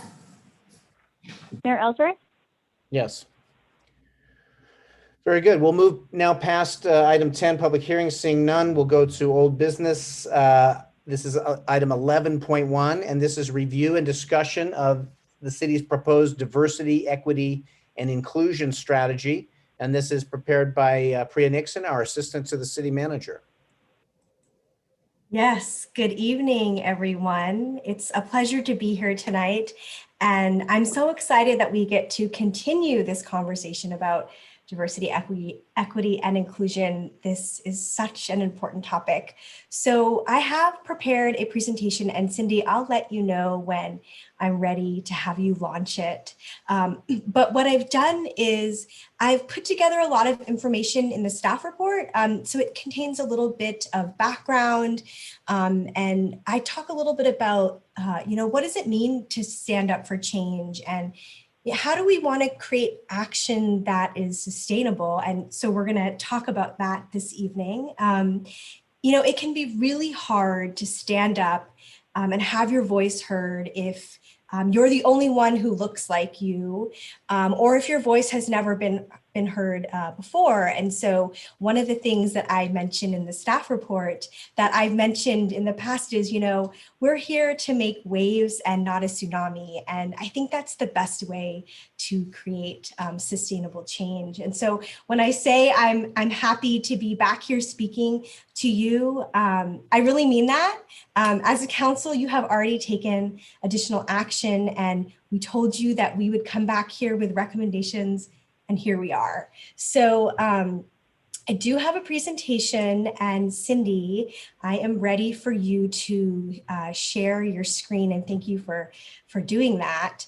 What I have put together, what we've put together are some recommendations, and the action that we are requesting from council is feedback on these recommendations. So if you can go to the next slide. So where have we been? So as I mentioned, as a council, you have already taken action that has stated your commitment to diversity, equity, and inclusion, and racial and social justice. So all of this, again, is in the staff report, but I thought it would be helpful for everyone to see. So you have adopted a resolution on October 22nd, and that declares racism as a public health threat, among other things. And then it was very important that we heard from the community and we listened. So we hosted these small listening sessions that were very popular and really wonderful.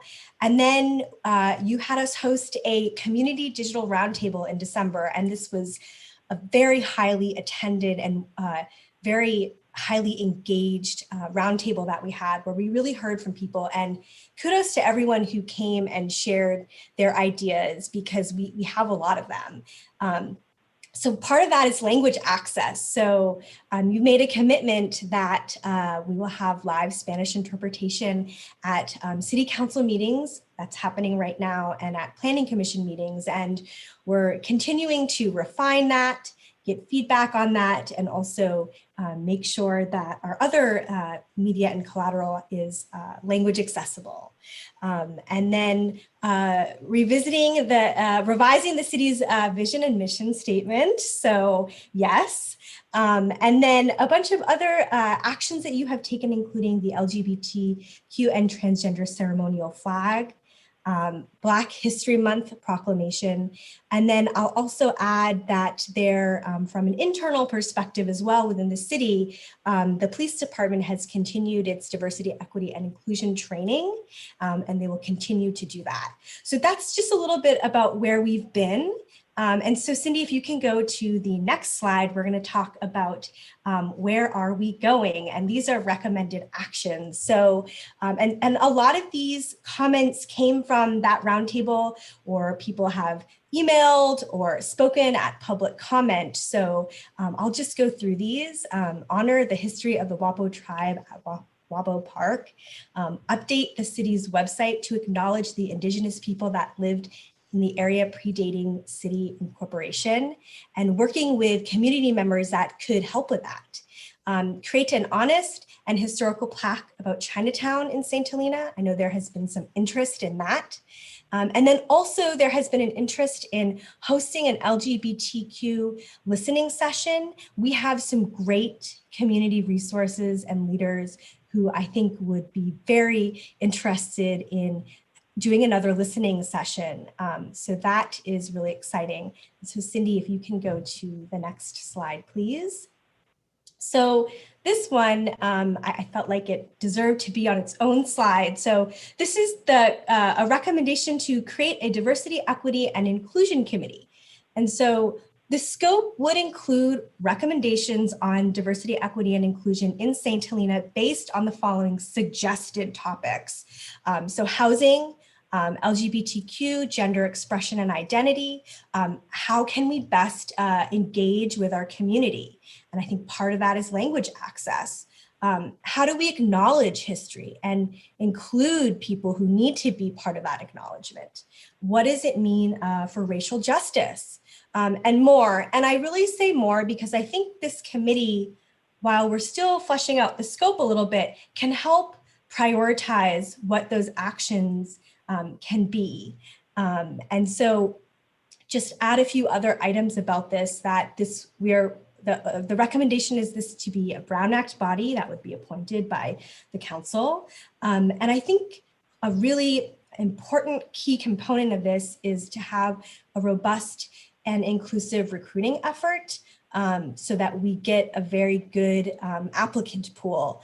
And then I'll also add that typically with city boards and commissions, there is a staff liaison. I'm a staff liaison to the Active Transportation and Sustainability Committee.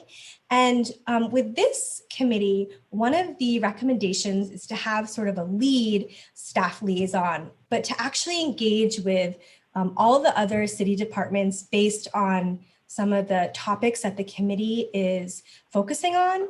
And I think that is another way for the community and the city to be connected. So that is part of that. And we've also talked to our friends at Circle Up, and they would be able to assist with some of this. And Circle Up Education did help us run the community digital roundtable. And so, Cindy, if you can go to the next slide.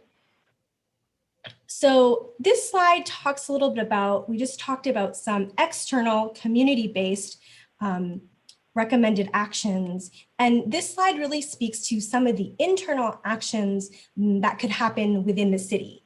And so one of them is commissioning a diversity and inclusion audit that would really look at the city's policies and procedures and training. And typically that's done with an outside firm. And so we would recommend that. And then on the topic of training, to conduct workplace bias and discrimination training for staff, there's different types of training out there, and we have identified some already. And then I'll also add, you heard about this with the youth initiative, that with a nonprofit grant program, there's an opportunity to look at an equity component for this. And I actually know that a lot of other programs do ask, what type of equity impact does your program offer? So we added, that is a recommendation that has been added in. And then, so GARE is a national organization, the Government Alliance on Race and Equity. And they are really one of the leading organizations that focuses on best practices specifically around race. And being a member is a little different. You share best practices, but you also participate. And I really think that's important because you hear what other cities are doing. And so the recommendation is to become a member of GARE, and you join sort of a regional cohort as well. And so that is, those are the recommended actions. And I'll just add a few other comments. So we have included a placeholder number for in the proposed budget. We will be talking about that obviously at our budget workshop on Thursday. That will include money for continued involvement in this. And then we really do anticipate that we will receive additional actions and strategies on diversity, equity, and inclusion. So I just want to say that this is, not a final list. This is a living list, and it will continue to grow. And with that, I'm here to answer any questions. And Cindy, you can close the presentation. Thank you, Priya. I'm going to open it in just a moment here to the council. I just want to thank you, Priya, also the city manager, Mark Presswich, for really continuing the focus on this work. It's really integral to our progress as a community, and keeping this moving forward and looking for all the tools and sort of the tie-ins and where we can find synergies. I just want to say thank you for this great focus and great work. With that, I'll open it to the council. Are there any comments or input from the council before we go to the public? I'm seeing Councilmember Chateau. Just say thank you again. It was such a thoughtful and well-written report, and it's wonderful to see it come back and have us now be able to move forward on these ideas. So thank you very much, and thank you for your presentation tonight. Other council comments or input? Seeing none, I will look to Cindy, to see if we have any public comment. I'm looking at the attendees and I do not see any raised hands. Okay, with that, we'll bring it back to the council. And I had just a couple of comments, questions. So one of the things that I see is that in terms of incorporating with our youth and our schools, we have some plans how that may happen. Priya, how is that looking to be integrated?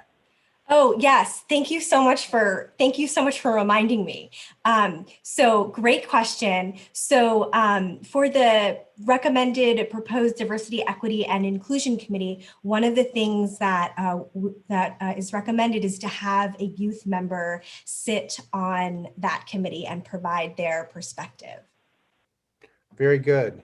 Well, that committee, I'm very excited to see that, like our active transportation and sustainability committee, it's a gear that helps bring in the, would you call it the work product or the initiatives, and helps build those, bake those as they come towards the council, so that we can actually be efficient in implementing these initiatives and strategies.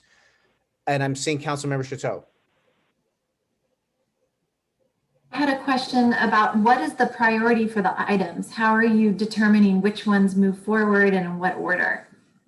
So are you referring to all of the items that are listed in the staff report? Yeah, great question. So, and thank you for that. So obviously you have already taken action on some of the items that were in the first slide.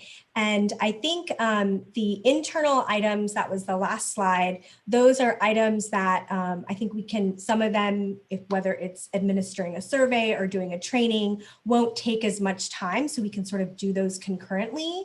But I think the middle items that I had, such as, you know, a potential plaque that honors Chinatown in St. Helena, I think they're all very important, right? I think the committee can help prioritize some of those, but one of the really great things is that I know there are a lot of community members who can offer their expertise and who can help move those items forward. And so we can't do it all at once, but I think we'll be able to figure out what items we want to address first, knowing that it's still going to be a process. So I hope that answers your question. Thank you.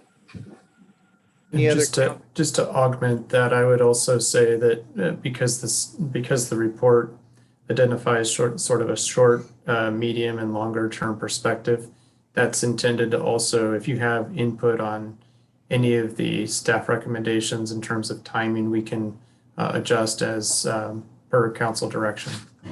Thank you, Mark. And the work with Circle Up and with the acronym GARE, which is the Government Agency on Race and Equity, is that correct? Yes, the Government Alliance on Race and Equity, yes.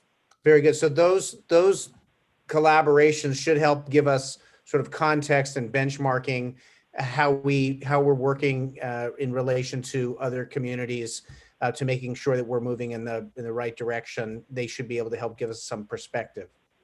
Absolutely. GARE has a lot of case studies and some really interesting research, so definitely. Excellent.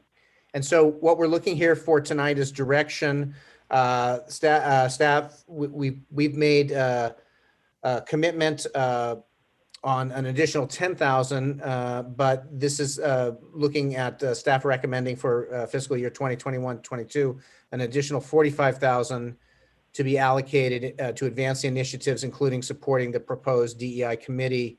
And this will come forward in our budget workshop a little later this week. Yes, that is correct. Okay. So we're looking for recommendations on all of these items and any other comments that you may have regarding the timeline, the short, long, or midterm. Okay. Any comment from council here now on where we are in terms of direction? Councilmember Hardy. Thank you, Mayor Ellsworth. I have a few comments. First of all, I'm delighted that we have the translation service that we do. But for me, the ultimate measure of the success of language accessibility is going to be participation. So what I don't see in the list of things that are under consideration is anything that's directly focused at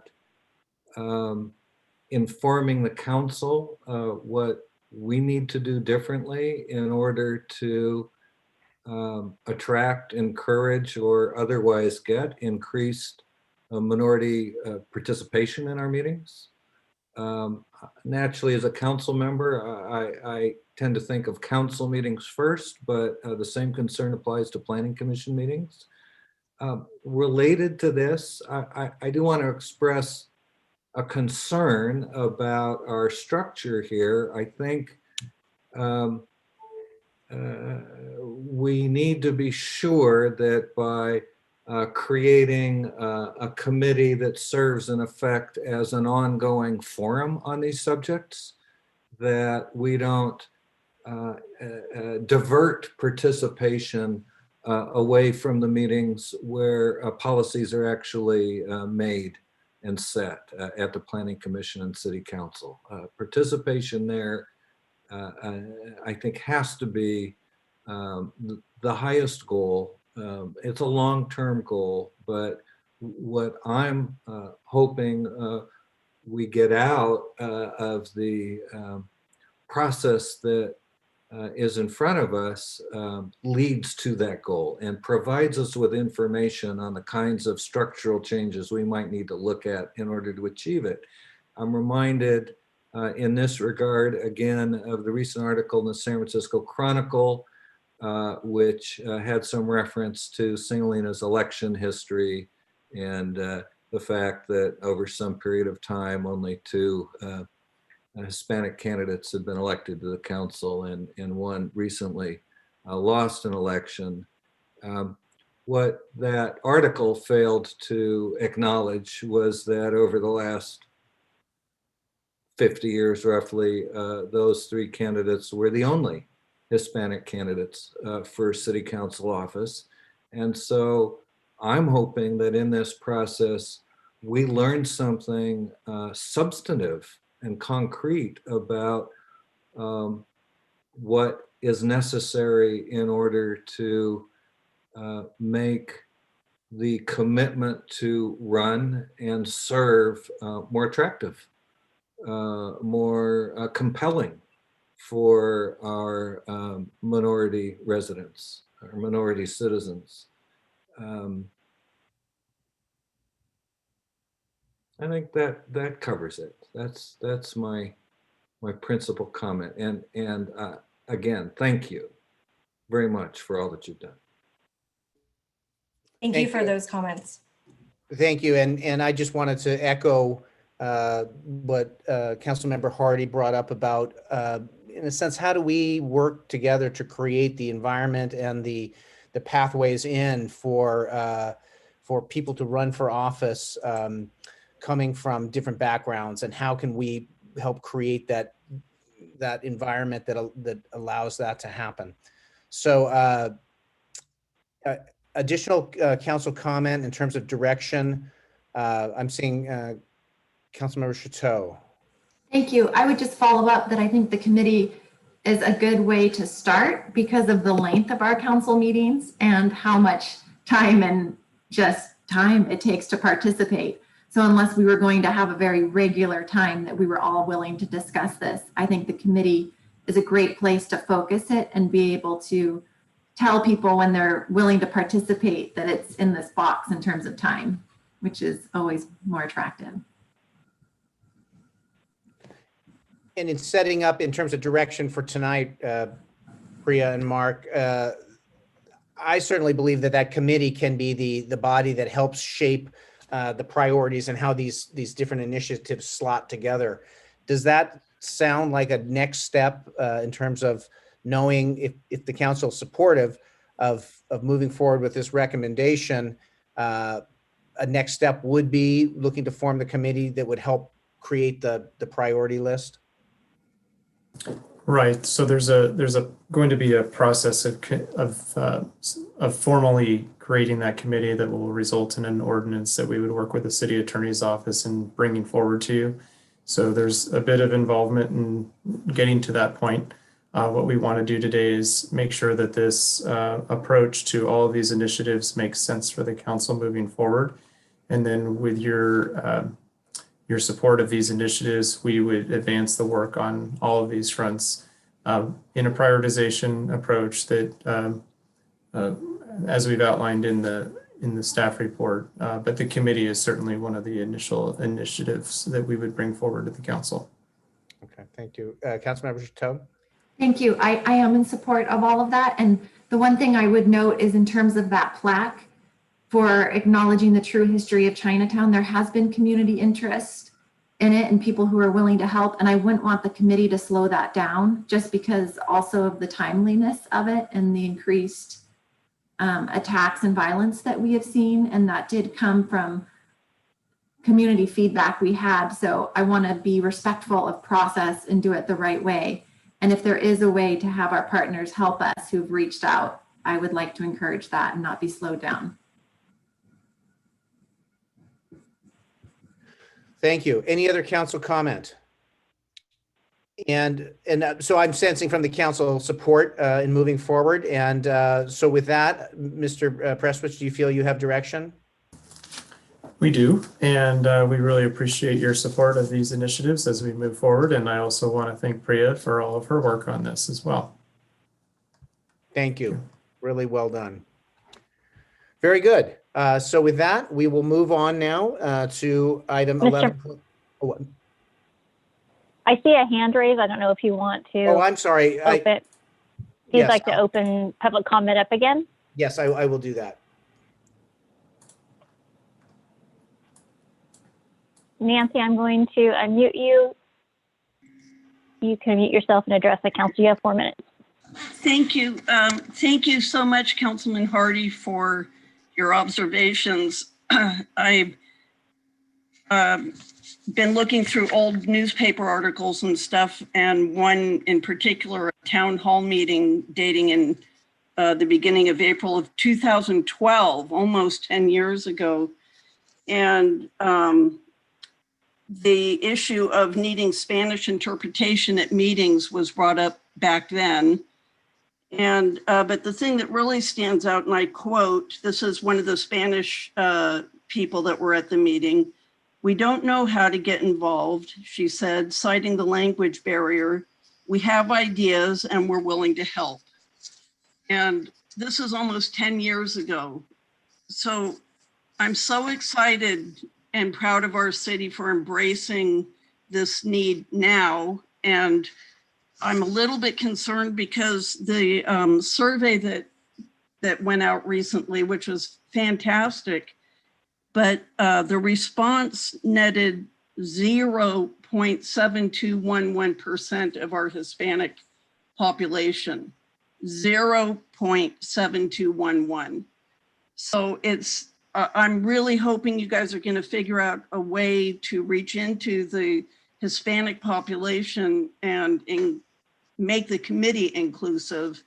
And I don't know how you're going to do that, but just seeing the results, the demographic results on the survey is, to me, a big flag that there needs to be some way to reach into these communities. And clearly people want to participate, and there's a gap somewhere. So I'm sure collectively you guys will figure it out, but I just wanted to point that out. This is a long standing problem, and here we are again. And I think this time you guys are going to really do it.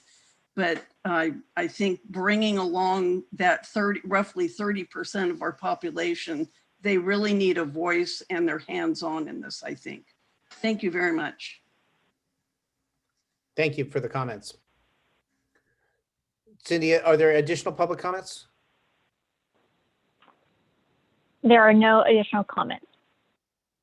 Okay, then I will close the public comment. I'll bring it back, and we've given direction to to to staff. So with that, I'll thank everybody. And again, just really critical work, and it's great to see that we as a community are moving forward with this. So thank you.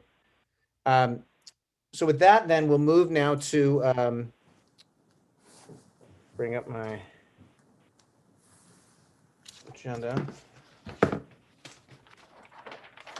We're on item, sorry, I lost my. Mr. Mayor? 11.2, Okay. here we are. Sorry about that. Okay.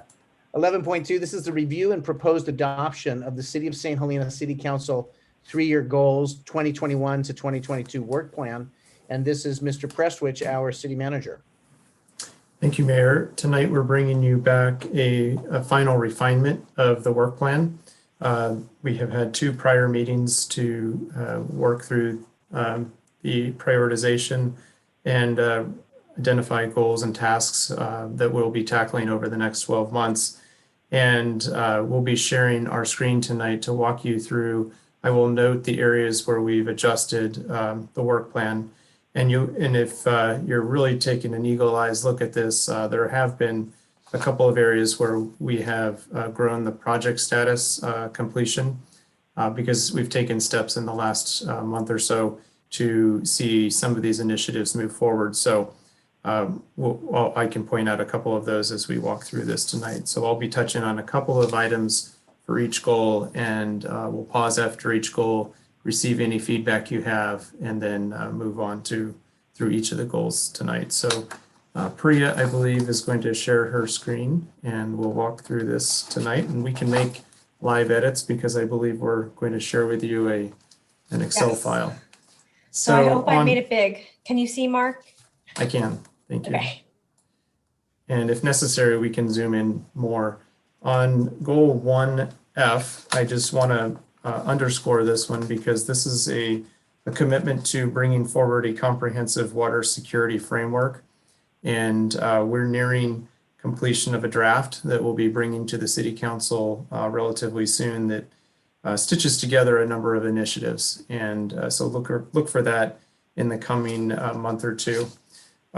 Also want to point out under goal 1I, this is something that was previously on goal 3 in our prior conversation, and your request was to move that to goal 1.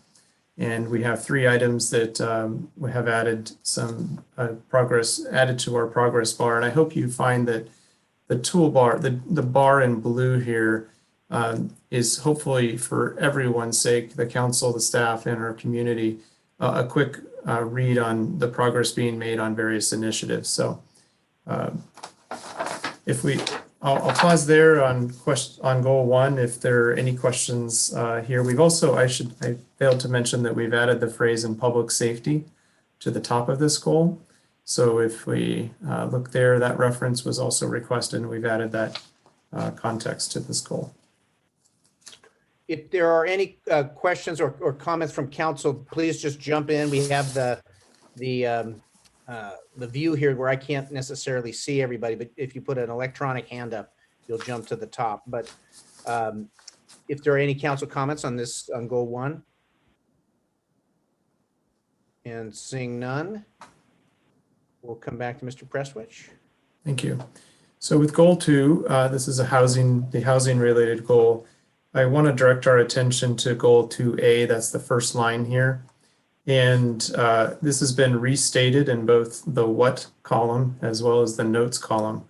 And we've added Councilmember Hall and Councilmember Hardy to this to identify their assistance with this initiative. So let me read the goal 2A. It reads, consider and synthesize stakeholder housing recommendations and recommend short and long-term housing initiatives to the City Council, including advancing the use of 1 or more of city-owned parcels, including Adam Street, for affordable housing. And under the notes here, we note that the council working group would consider revenue options when analyzing housing options if they were discussing the Adam Street parcel. So this was our attempt to synthesize the feedback from our prior meeting. I want to make sure that this is accurate as we move forward on this work plan. And I just want to, I'll ask for council comments. I'll let the public know that we'll go through these goals and then we'll open for public comment after we get through the goals. So there will be opportunity for the public. Any council comment on goal 2? All right, seeing none, we'll move to goal 3. So goal 3, we've added 2 new items to this goal. One is formalizing in a formal task under goal 3, it's row C, providing quarterly updates on work plan status, completed tasks, and enhancing the website for community communication purposes. So really what we want to do is talk about, as these initiatives get completed, how are we sharing that story and making sure that our community is aware of it. And we're adding that commitment to the work plan. And then with row D, this is something that I've added to this particular item at the council's request from our prior workshop. Just a commitment again to revisit the police policies to ensure alignment with our core city values. Comments from council? Seeing none, we'll move now to goal 5. Okay, and with goal 4. Goal 4, row B, the second one here. Mayor Ellsworth and the Vice Mayor will be assisting myself and the Finance Director with preparing financing and revenue options for City Council review and consideration to address city infrastructure deficiencies. As you know, we've received, we have a number of reports, documentation on critical assets that need investment over time. Those are big numbers, and we'll be working together to bring the council a report. The commitment is to complete this work by September 30th. I'm hopeful that we can bring that to the council much earlier. And so that's something that should be coming back to the council relatively soon. And then items D and E relate to a consolidation of an item that previously was shown on goal 1. And that's under row D, a focus on preparing and implementing a COVID business recovery plan. And a continuity strategy for the phase 1 downtown sidewalk improvement project, which is slated for early 2022. So those really go hand in hand. There's obviously we're coming out of the pandemic now. We're starting to see an uptick in revenues. We don't, because the revenues lag, we don't have numbers that are matching the fiscal year 18-19 at this point, but we're anticipating those numbers are going to be there. There's more that we can do, and I've had some preliminary conversations on this topic, and I'm excited about the work that we're going to be bringing forward to you for consideration. And then also, and this is going to be in partnership with Councilmember Chateau and Councilmember Hall. And then in addition to that, the council has made some changes over the last couple of years that make it easier for businesses to come into St. Helena through our temporary use permit process and other by right options that are available to certain types of businesses. We want to talk more about that. We want to bring some marketing collateral and literature that we can prioritize and target for businesses that are interested in expanding, might take a stronger look at St. Helena. And so that work aligns very well with the prior initiative here, and we're looking forward to bringing you new ideas here relatively soon on that front as well before the end of the year. I also want to plug row H at the bottom here. This is we do have a grant to look at consolidating garbage and recycling material on Money Way, and our Active Transportation and Sustainability Committee has a meeting that begins tomorrow night. The meeting will be held at the Carnegie, but that's really the meeting point because they're going to move from the Carnegie to Money Way. and they're going to walk the corridor and imagine not only the opportunities that come with the consolidation of garbage and recycling materials, but also some other amenities that might be brought forward to enhance the pedestrian nature of that corridor. And I'm happy to answer any questions you have on goal 4. Are there any comments or questions on 4? I'm seeing Councilmember Hardy. Yes, if you would please, Mark, scroll down so I can see the goal 4 title. I'm sorry I didn't spot this and bring it up earlier, but right there in the title where we say ensure long-term economic sustainability while safeguarding St. Helena's unique culture and quality of life. I'm really concerned that, especially given that we're an all-white council in a community with a 30% Latino population, that what some people hear there or understand is that this expresses an interest in maintaining the status quo, politically and otherwise. And I'm sure that's not what this council intends, but I do think some restatement there that is more appropriate to our context today and all of the other policies we've just been discussing would be helpful. I didn't come prepared to offer a concrete suggestion, but I'm sure we can work something out between now and whenever this comes back. Thank you. Thank you. And I would be supportive of looking at that language as well. So thank you for bringing that up. I would invite wordsmithing edits to be emailed to me directly that I can bring back to us at a future update on the work plan. So thank you for spotting that. Happy to do so. Thank you. Thank you. And any other council member. Okay, moving to goal 5.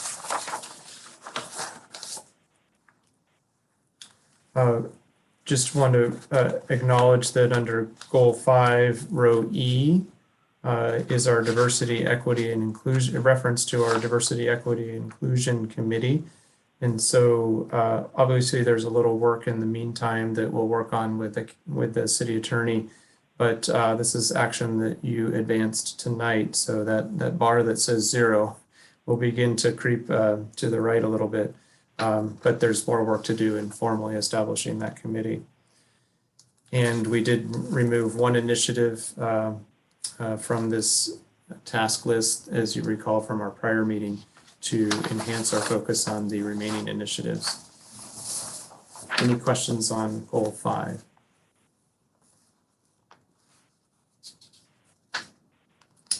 Okay, so we'll move to goal 6. A couple of these initiatives, the row A, we have moved the needle a little bit on. Goal 6C has moved, goal 6D has moved a little. We have completed goal 6E, which was action you took at your prior council meeting on April 13th. Consider joining countywide JPA Joint Powers Agreement. Did I get that right this time?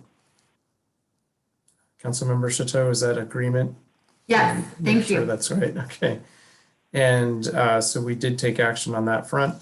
There was some discussion at our prior workshop about leaf blowers, and there has been public comment on this front. And I recognize that this aligns well with the climate initiatives, and I wasn't clear on the council's direction here, but I think that on this front, while I've noted this as a possible Q4 target completion date, a starting point for a topic like this would be to learn about how other cities have approached a similar issue. And so bringing you information and alternatives.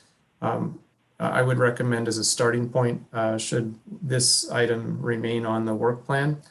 And then following that, you would have options to consider advancing. I think there's a lot to this. It's not as simple as adopting an ordinance. There would be other considerations related to how do you exchange equipment? Is there a funding mechanism or a grant program? There are likely opportunities to measure the environmental impacts of various approaches and think through how that transition might occur and how other cities have learned from that same experience. So a good starting point is bringing forward some form of a research documentation on alternatives that and a study of other cities. So very much interested in feedback on goal 6G, this item here. I'm seeing Councilmember Chateau. Thank you so much. I am very interested in this one because I've heard a lot about it. We have learned about it on our countywide climate change committee as well. Yountville did move forward with this, and I learned that one of the things, they got a grant from one of the local climate groups. And the reason for that grant was so that they could create documents and make it easier to share with the other jurisdictions. Because what we're trying to do with this countywide initiative is be able to help each other move faster. And so I know this one is complicated, and I would still like us to move forward on it, because I also didn't realize that we've had a history with this. People have talked to me and reached out to me since I've been on council about it. And I didn't realize until this week that there had been a petition and there was an effort done, and there was a different understanding of wanting this to actually make a difference. And our ordinance was one that we couldn't enforce. So this is something that I feel like would be good to move forward on and show do hear them on this one. Thank you. I'd also be supportive of that. You know, we've seen Yountville move through a process that has, in a sense, created a template or a model that not only addressed the climate aspect and the noise issues, et cetera, but also any issues with the folks who operate these leaf blowers, and if there's a need for financial assistance to transition. So I think Yountville approached this in a way that was pretty comprehensive. And so if there's a model there already in place, certainly would be supportive of looking at something like that on G. And I have another comment, but if there's more comment on G, I'll wait. So seeing none, you know, I just want to touch on the fact that in a recent meeting, Napa County Planning Director mentioned that 15 to 20% of the greenhouse gases in Napa County relate to landfill activities. And it's a part of a conversation that I think we'll need to circle back in on at some point. So I just wanted to make my marker here that in this goal, that is a significant number, 15 to 20%, that I think we do need at some point to look at. So I've received feedback from 2 council members on row G, but I want to be sure that this is something that at least 3 or more council members are supportive of investing time in advancing this year. You can add me to the list. Thank you. So we'll talk to the town of Yountville and work on this. There will be other initiatives that will move earlier than this particular item, given our timeline here on this particular goal. But that's something that we'll commit to on this work plan moving forward. And then the final item is just in other category. We could choose to move this to one of the other formal goals. It is a bit of an outlier, and that is coordinating the tenant improvements and the relocation of City Hall and the police operations to Napa Valley College Upper Valley campus. We have made some progress on space planning and estimating costs. We'll be talking more about those issues on Thursday, and the developing plan I also anticipate bringing forward the Napa Valley, a lease to the city council at your next council meeting. Thank you. So with that, I'm seeing Councilmember Hardy. Oh, thank you. No, I just wanted to say with respect to the last goal, I'm very mindful of the fact that it's essential that we prioritize our goals, and that this relocation probably doesn't rise to the crisis level of some of the other things that are reflected in these goals. At the same time, I do just want to say, for the record, I think it's important that we make steady progress on that so that it doesn't become a crisis. Thank you. Thank you. Any additional comment from council here before I open it to the public? Seeing none, we'll look to our city clerk and see if we have any public comment. I see a hand raised. Mary, I'm going to allow you to speak. You can unmute yourself and address the council. Good evening. This is Mary Stevenson speaking. I appreciate the goals. I would like to comment, knowing that the housing goal is yet to be expanded. I still am concerned that our town St. Helena's concerns, which we highlighted 3, are not addressed. One is that we need to combine housing with economic development so that we can work on developing properties for mixed use. The second being that there is no long-term plan for sustainable funding for housing, and that's not addressed. And thirdly, we have asked to have some kind of standing meeting with the city council and those interested in housing in the community. I find it rather amusing that we're talking about having a committee for diversity and talking about leaf blowers, and we don't have the capacity to have a standing committee to talk about the housing need, which is critical to St. Helena.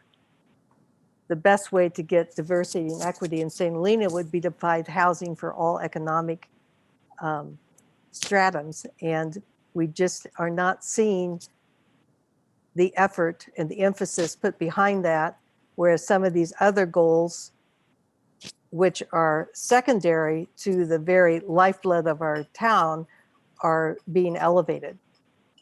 Thank you. Thank you for the public comment. What do you think? Is there additional public comment? I'm seeing no additional public comment. Okay, thank you. I'll bring it back to the council. I'll circle in with the city manager here regarding the comment in terms of housing. How are we looking at comprehensively, moving our initiatives forward? Is there a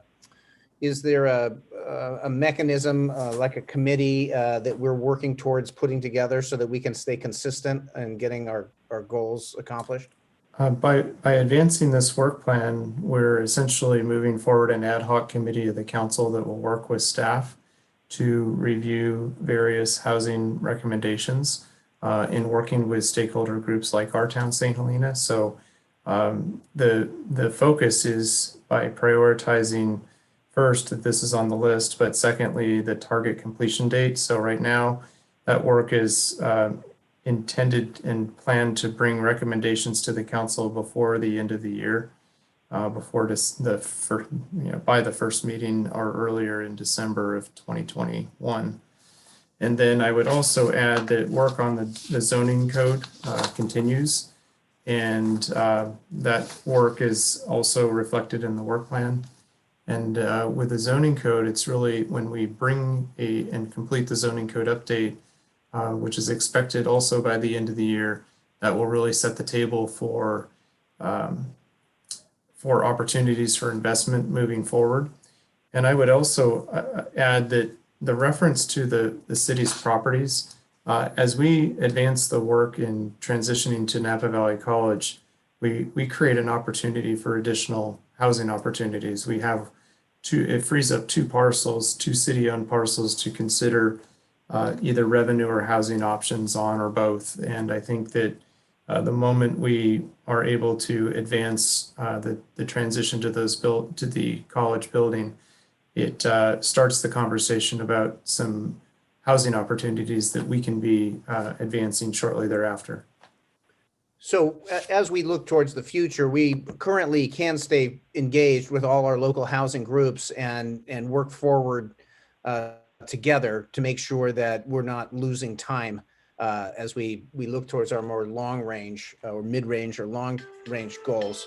But with what we have in place now, can we keep that engagement with our local housing groups to make sure that we don't miss opportunities? Yes, so our next step is to work together as a group, as an ad hoc committee of the council, the planning director and myself. And it's our next step is a meeting that begins to revisit the ideas, have conversations with our stakeholders, and advance a work plan that we can bring forward. Right. And I'm seeing Councilmember Hardy. Thank you, Mayor Ellsworth. Just a big picture response to Mary Stevenson's comments, which are on point and very welcome from my perspective. We can't do much of anything without water. So addressing the current water shortage, I think, has to be at the very top of the list. And at the same time, we can't be effective in meeting our fairly ambitious goals in other respects, including housing, without an improved economy and enhanced municipal revenue. So the financial side of things, the economic side of things is hugely important to all of the other goals, and including environmental goals and housing goals, racial and social equity. I agree with Mary Stevenson. Addressing housing needs is one of the most important things that we can do on that score. And I find myself in 2021 saying the same thing I said 30 years ago. The most we can do won't be enough, and we're at no danger at any point in doing too much with respect to low-income housing. It's just that is the reality we face. I'm looking at the council I see as firmly committed to advancing our work on those goals, but I think it's essential that we all recognize that enterprises of this sort, initiatives of this sort, will most of the time, maybe all the time, take longer than we wish and possibly than we expect. We just have to put our shoulder to the wheel and keep going. And I'm confident we're ready, willing, and able to do that. But at the same time, the current scenario is one which will, if we're not careful, spread us all a bit too thin. So it's just an ongoing challenge to manage our resources as council members, and for our city manager to manage the time and resources we have on staff. And I think it's really important for everyone to hear and understand that at present, we are understaffed. So that's one of the reasons why that economic and financial sector has to be at the top of our list. Thank you. Thank you for the comments. Any additional comments from council input here on the work plan? Okay, seeing none. we have the recommended action is adoption of the citywide 3-year goals and 2021 work plan. So do we need a motion on that, Mr. City Manager? I can take direction to bring you back and edit to goal number 4 in the way we write that. We can either do it through a motion, or I think I've received good feedback tonight that this plan as written is reflective of your commitment this year over the next 12 months. Okay. So if that's satisfactory without a motion, then we'll just move forward and you'll make that change on goal 4. Yes. Very good. And so we have consensus with council. I'm seeing no objection, seeing some thumbs up and nods. And so we'll go forward. We appreciate it. Appreciate all the work putting this together, and we will continue our efforts on these goals. So thank you. And now we will move to item 12. Item 12, and this is 12.1. This is consideration and approval of a number of items here. One, a resolution authorizing the following. A loan agreement with our town, St. Helena, for the purchase of 723 Hunt Avenue. B, a promissory note for a deferred loan with OTSH for the purchase of 723 Hunt Avenue. C, regulatory agreement with OTSH for 723 Hunt Avenue. D, deed restriction for 723 Hunt Avenue. And E, authorizing the city manager to execute all necessary agreements related to 723 Hunt Avenue. And this is this our finance director or Dr. Mitz? It is. Thank you very much. And then there's also a second resolution that's attached, and it's authorizing temporary short-term use of affordable housing trust funds in an amount not to exceed $1.41 million for the purchase of the property. So a little bit of background on this particular item.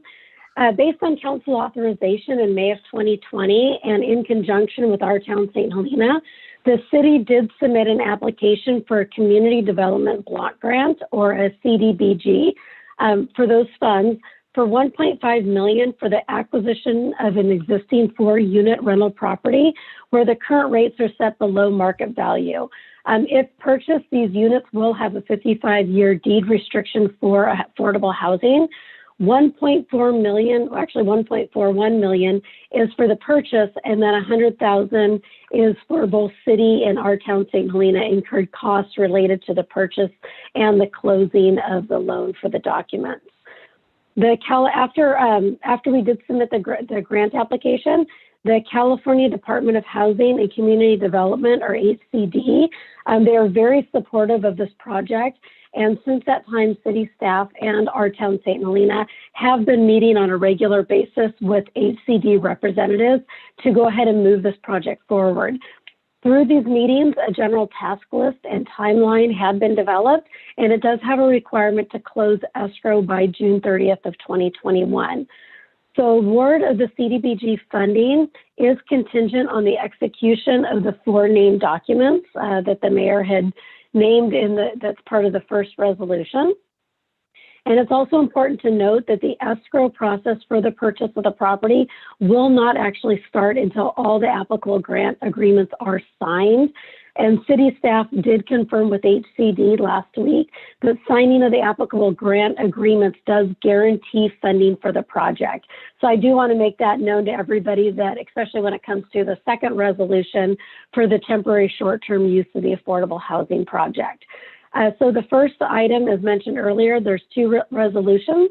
The first resolution is authorizing those 4 documents, which is required for HCD funding, as well as giving the city manager the authority to execute the necessary documents.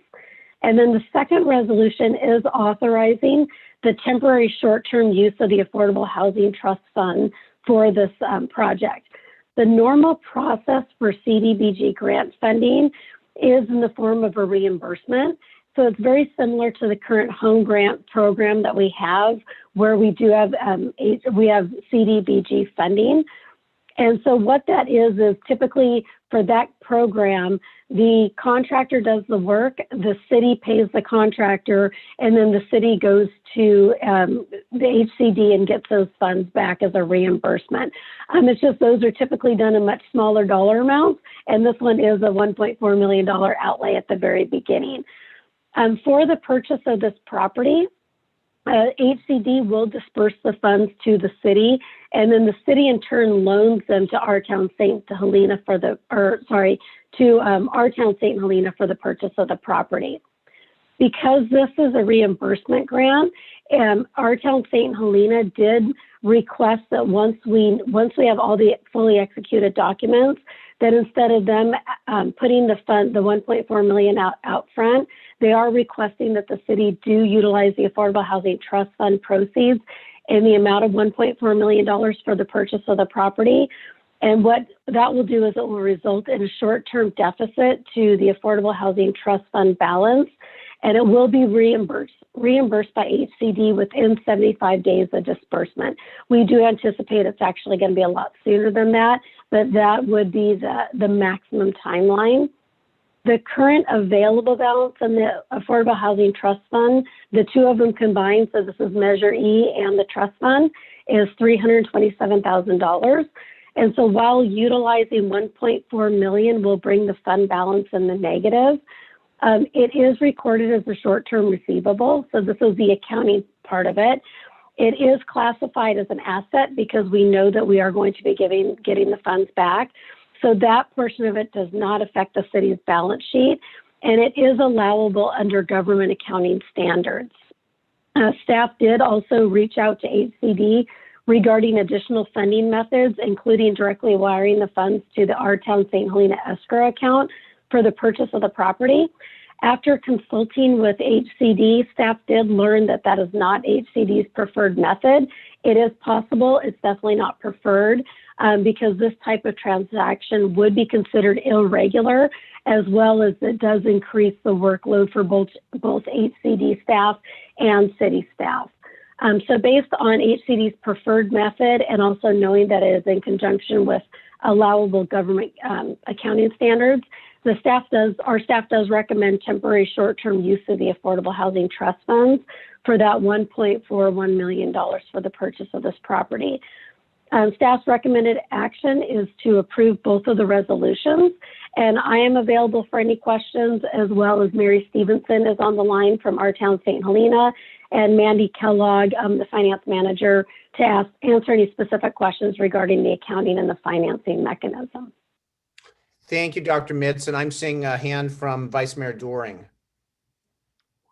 Yeah, I'm in need of a little bit of clarification. I certainly understand how you book an account receivable for budget purposes. I'm really struggling to figure out where the money is actually coming from that's going to be wired into an escrow to close that escrow to purchase that property when we don't even have enough money in the trust account itself. I understand budgeting and accounting, but it's got to come from some source in the city. 1.4 million bucks has to come from the city. It has to be wired into that account to close that transaction, correct? Where is it coming from? The city utilizes pooled cash. So we have all of our different accounts. So we have our general fund account, we have our water wastewater, we have every single account. So we actually have a pooled cash account. So it does come from the pooled cash account, and then it's just booked against the Affordable Housing Trust Funds. And we do have sufficient funds in our pooled cash. Thank you. Are there additional questions from council at this point?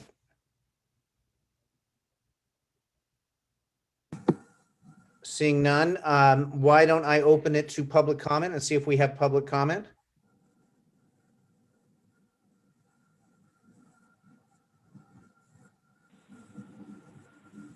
I am not seeing any public comment, Mr. Mayor. Okay, thank you very much. So I want to just ask a question in terms of clarification. So just making sure that, the funding comes from the city, goes out to make the purchase, and what is the time frame again for when the payback through the grant comes in? It would be no more than 75 days. As soon as we make the disbursement, we will file the applicable paperwork with HCD, and they typically turn it around within 60 days. But we've been working with them for quite some time, and they're very excited about this project. So we're excited for that. And they said 60 days would be the maximum once we submit the forms to them. Okay, very good. I'm seeing Councilmember Chateau. Yeah, I was just going to say, I'm excited about this project too. It's great to see us going after getting this property and not losing it, and being able to maintain our affordable stock that we currently have. And I hope that we can do more of that. Yes, it's great to see this sort of innovative approach and the willingness of the community to step forward when they see an opportunity with a property. So this is great. And the fact that we have a mechanism that we can be helpful in securing it. Is there any additional council comment before we move to seeing if there's a motion on the resolutions? I'm saying Vice Mayor Doring.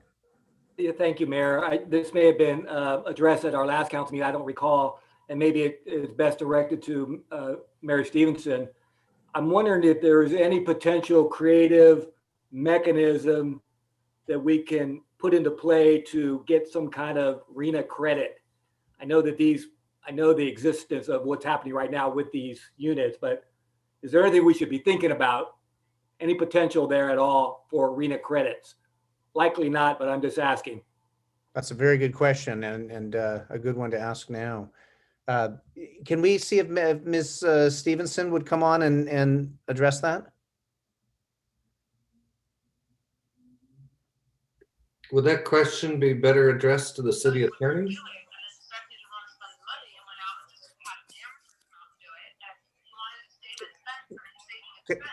Councilman Mary, we can't hear you.